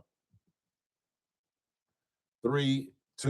It's that man again. Look what's coming up on the Wednesday TRBS. No guest schedule. That doesn't mean we're not going to have guests, and there's much to talk about. We'll continue to chew on the recent Supreme Court cases, get you the latest on Iran and the local court cases as well. All that plus me at 3. It's TRBS right here on News Talk 96.1 and AM 1230. I'll see you at 3. That was horrible. Freaking professional. Hire can be like, well, trying to find a needle in a haystack. Sure, you can post your job to some job board, but then all you can do is hope the right person comes along. Which is why you should try ZipRecruiter for free at ZipRecruiter.com/free. ZipRecruiter doesn't depend on candidates finding you. It finds them for you. Its powerful technology identifies people with the right experience and actively invites them to apply to your job. You get qualified candidates fast. So while other companies might deliver a lot of hay, ZipRecruiter finds you what you're looking for. The needle in the haystack. See why 4 out of 5 employers who post a job on ZipRecruiter get a quality candidate within the first day. ZipRecruiter, the smartest way to hire. And right now, you can try ZipRecruiter for free. That's right, free. At ZipRecruiter.com/free. That's ZipRecruiter.com/free. ZipRecruiter.com/free. Hey, Siri. Hey, folks, Scott Cox here, host of the First Look with Scott Cox radio program. You are listening to The Ralph Bailey Show right here on News Talk 96.1 and AM 1230 KERN.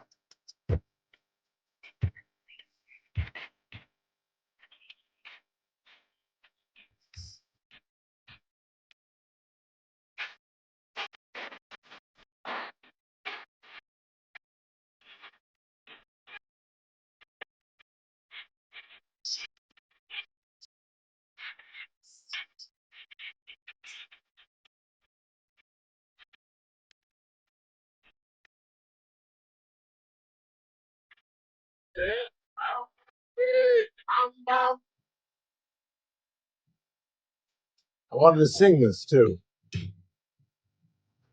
but I had to call Komodo Pharmacy. I forgot to. Because I thought they closed at 6, but apparently not. 842-5376, wrapping this thing up. Again, the big court decisions. Birthright citizenship has been upheld. If you're born in this country, you are a citizen of this country. And now I believe it's up to Congress to fill in the loophole. I think the court had no other decision to make based on the Constitution. It is written clearly. You can try to interpret what it means by, let me just read again before we get out of here, the 14th Amendment, where it basically states that, please stand by. Let me get to the citizenship clause. All persons born or naturalized in the United States, and here's where the controversy is the center of, and subject to the jurisdiction thereof. Now, in my scenario, where a communist leader sends his wife to Puerto Rico or Guam or even the United States, even the continental United States, and has a baby, and then he flies her back to communist China, that child is an American citizen. But the question that the dissenters had is that child subject, as it's written in the Constitution, subject to the jurisdiction thereof? If you're involved in birthright tourism and you're just coming here to have a baby and leaving the very next day and going back to communist China, you're not subject to the jurisdiction thereof of the United States, nor are you a resident. But I think, again, based on the verbiage, no state shall make or enforce any law which shall abridge the privileges or immunities of citizens of the United States, nor shall any state deprive any person of life, liberty, or property without due process or of law, nor deny to any person within its jurisdiction the equal protection of those laws. I don't think they had any choice. And of course, they're smart enough to realize that they've created a hole. And I think they realize that someday before their tenure is over, their lifetime tenure, that they're going to have to deal with this.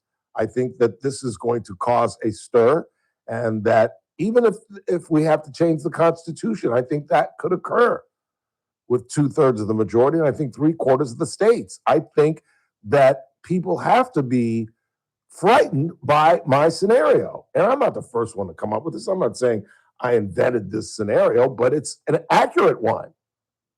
Where literally President Xi could have his wife visit Puerto Rico or North Carolina or Los Angeles. And if she has a baby while she's here, that child could grow up and run for the presidency of the United States. And that, to me, is insane. The wife of the communist leader has a baby on our soil, and that baby is an American citizen.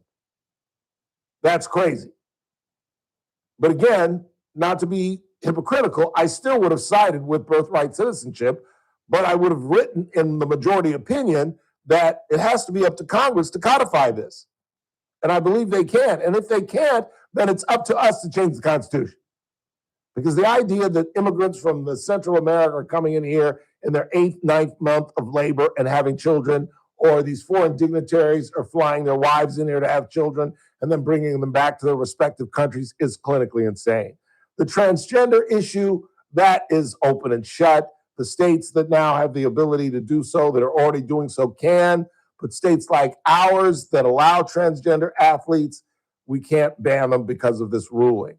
However, as we've stated earlier with Teresa Goldner and much other with Howard as well, somebody's going to challenge that. It's being challenged by a local, meaning statewide school district here in California. And I think this is going to go to the California Supreme Court and therefore inevitably to the United States Supreme Court. 842-5376, 842-KERN. Let's clear the board and get the Samuel out of here. Gino's special is the double half and half. It's a one huge serving plate. A double half and half. So that's the saco beans and the what's the meat in that? That was a horrible description. Half and half. Oh, half and half is the that's the half and pasta. Yeah, so it's just a full serving of both pastas and the saco beans. I think that's because I know for a fact Gino loves the saco beans. That might be the most favorite thing on the menu for Gino. So I think that's what it is. It's red and white pasta with the saco beans. I do the red and white with a sausage. I like the spicy sausage. Yeah, that's a good way. Yeah. What else you got? When the Constitution was written, there were no Boeing 747s flying people across the world of the U.S. daily. We stated that. You're being the master of the obvious. We stated that. We stated that they could have never envisioned intercontinental travel and therefore never imagined that dignitaries, and they almost addressed that. I mean, diplomats can't have babies here, so they kind of addressed that, but did not go farther enough. But yeah, we're aware of that. Thank you. One more, and I'm going home. I've heard a lot of words to describe Porterville. Fun was never one of them. Well, if you play poker and they have a poker room, that's fun. If you play golf, they have a damn nice golf course. In fact, they have 2 nice golf courses. Then it's fun because I enjoy playing golf as much as I enjoy playing poker. And that's pretty much what I'll be doing if I do, in fact, spend my birthday up in Porterville. But that is yet to be seen. I still may go to Sin City, or who knows, maybe somebody will give me some. There's no way I'm staying in Baco. And I know what you're saying. Go to Los Angeles. I'll be in Los Angeles. My mother's birthday is 3 days before mine. So I will be in Los Angeles that weekend before my birthday week. But I don't want to stay in LA. I stay in the hotel I'm staying at got really expensive.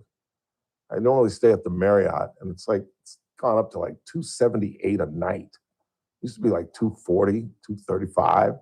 Now it's like almost $3 a night. And I'm not spending, if I'm going to spend that kind of money on a hotel room, might as well go to Vegas. Like I said, I've got an airfare and hotel package for about $450, $500. 3 nights at the Golden Nugget plus airfare for $5. That's pretty good. That's a pretty good deal. As opposed to paying almost $3 a night to stay by the airport. What am I going to go to the topless places on Century Boulevard? No, not going to do it. Want to thank Teresa Goldner for joining us live from Brooklyn Heights, and of course, Howard Marcus. In the meantime, for Chris Burdick, I'm Ralph Bailey. That's what's really going on, and we'll wrap you tomorrow.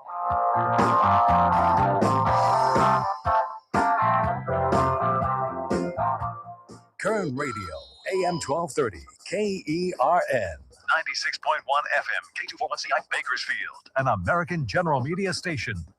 Town Hall, I'm Keith Peters in Washington.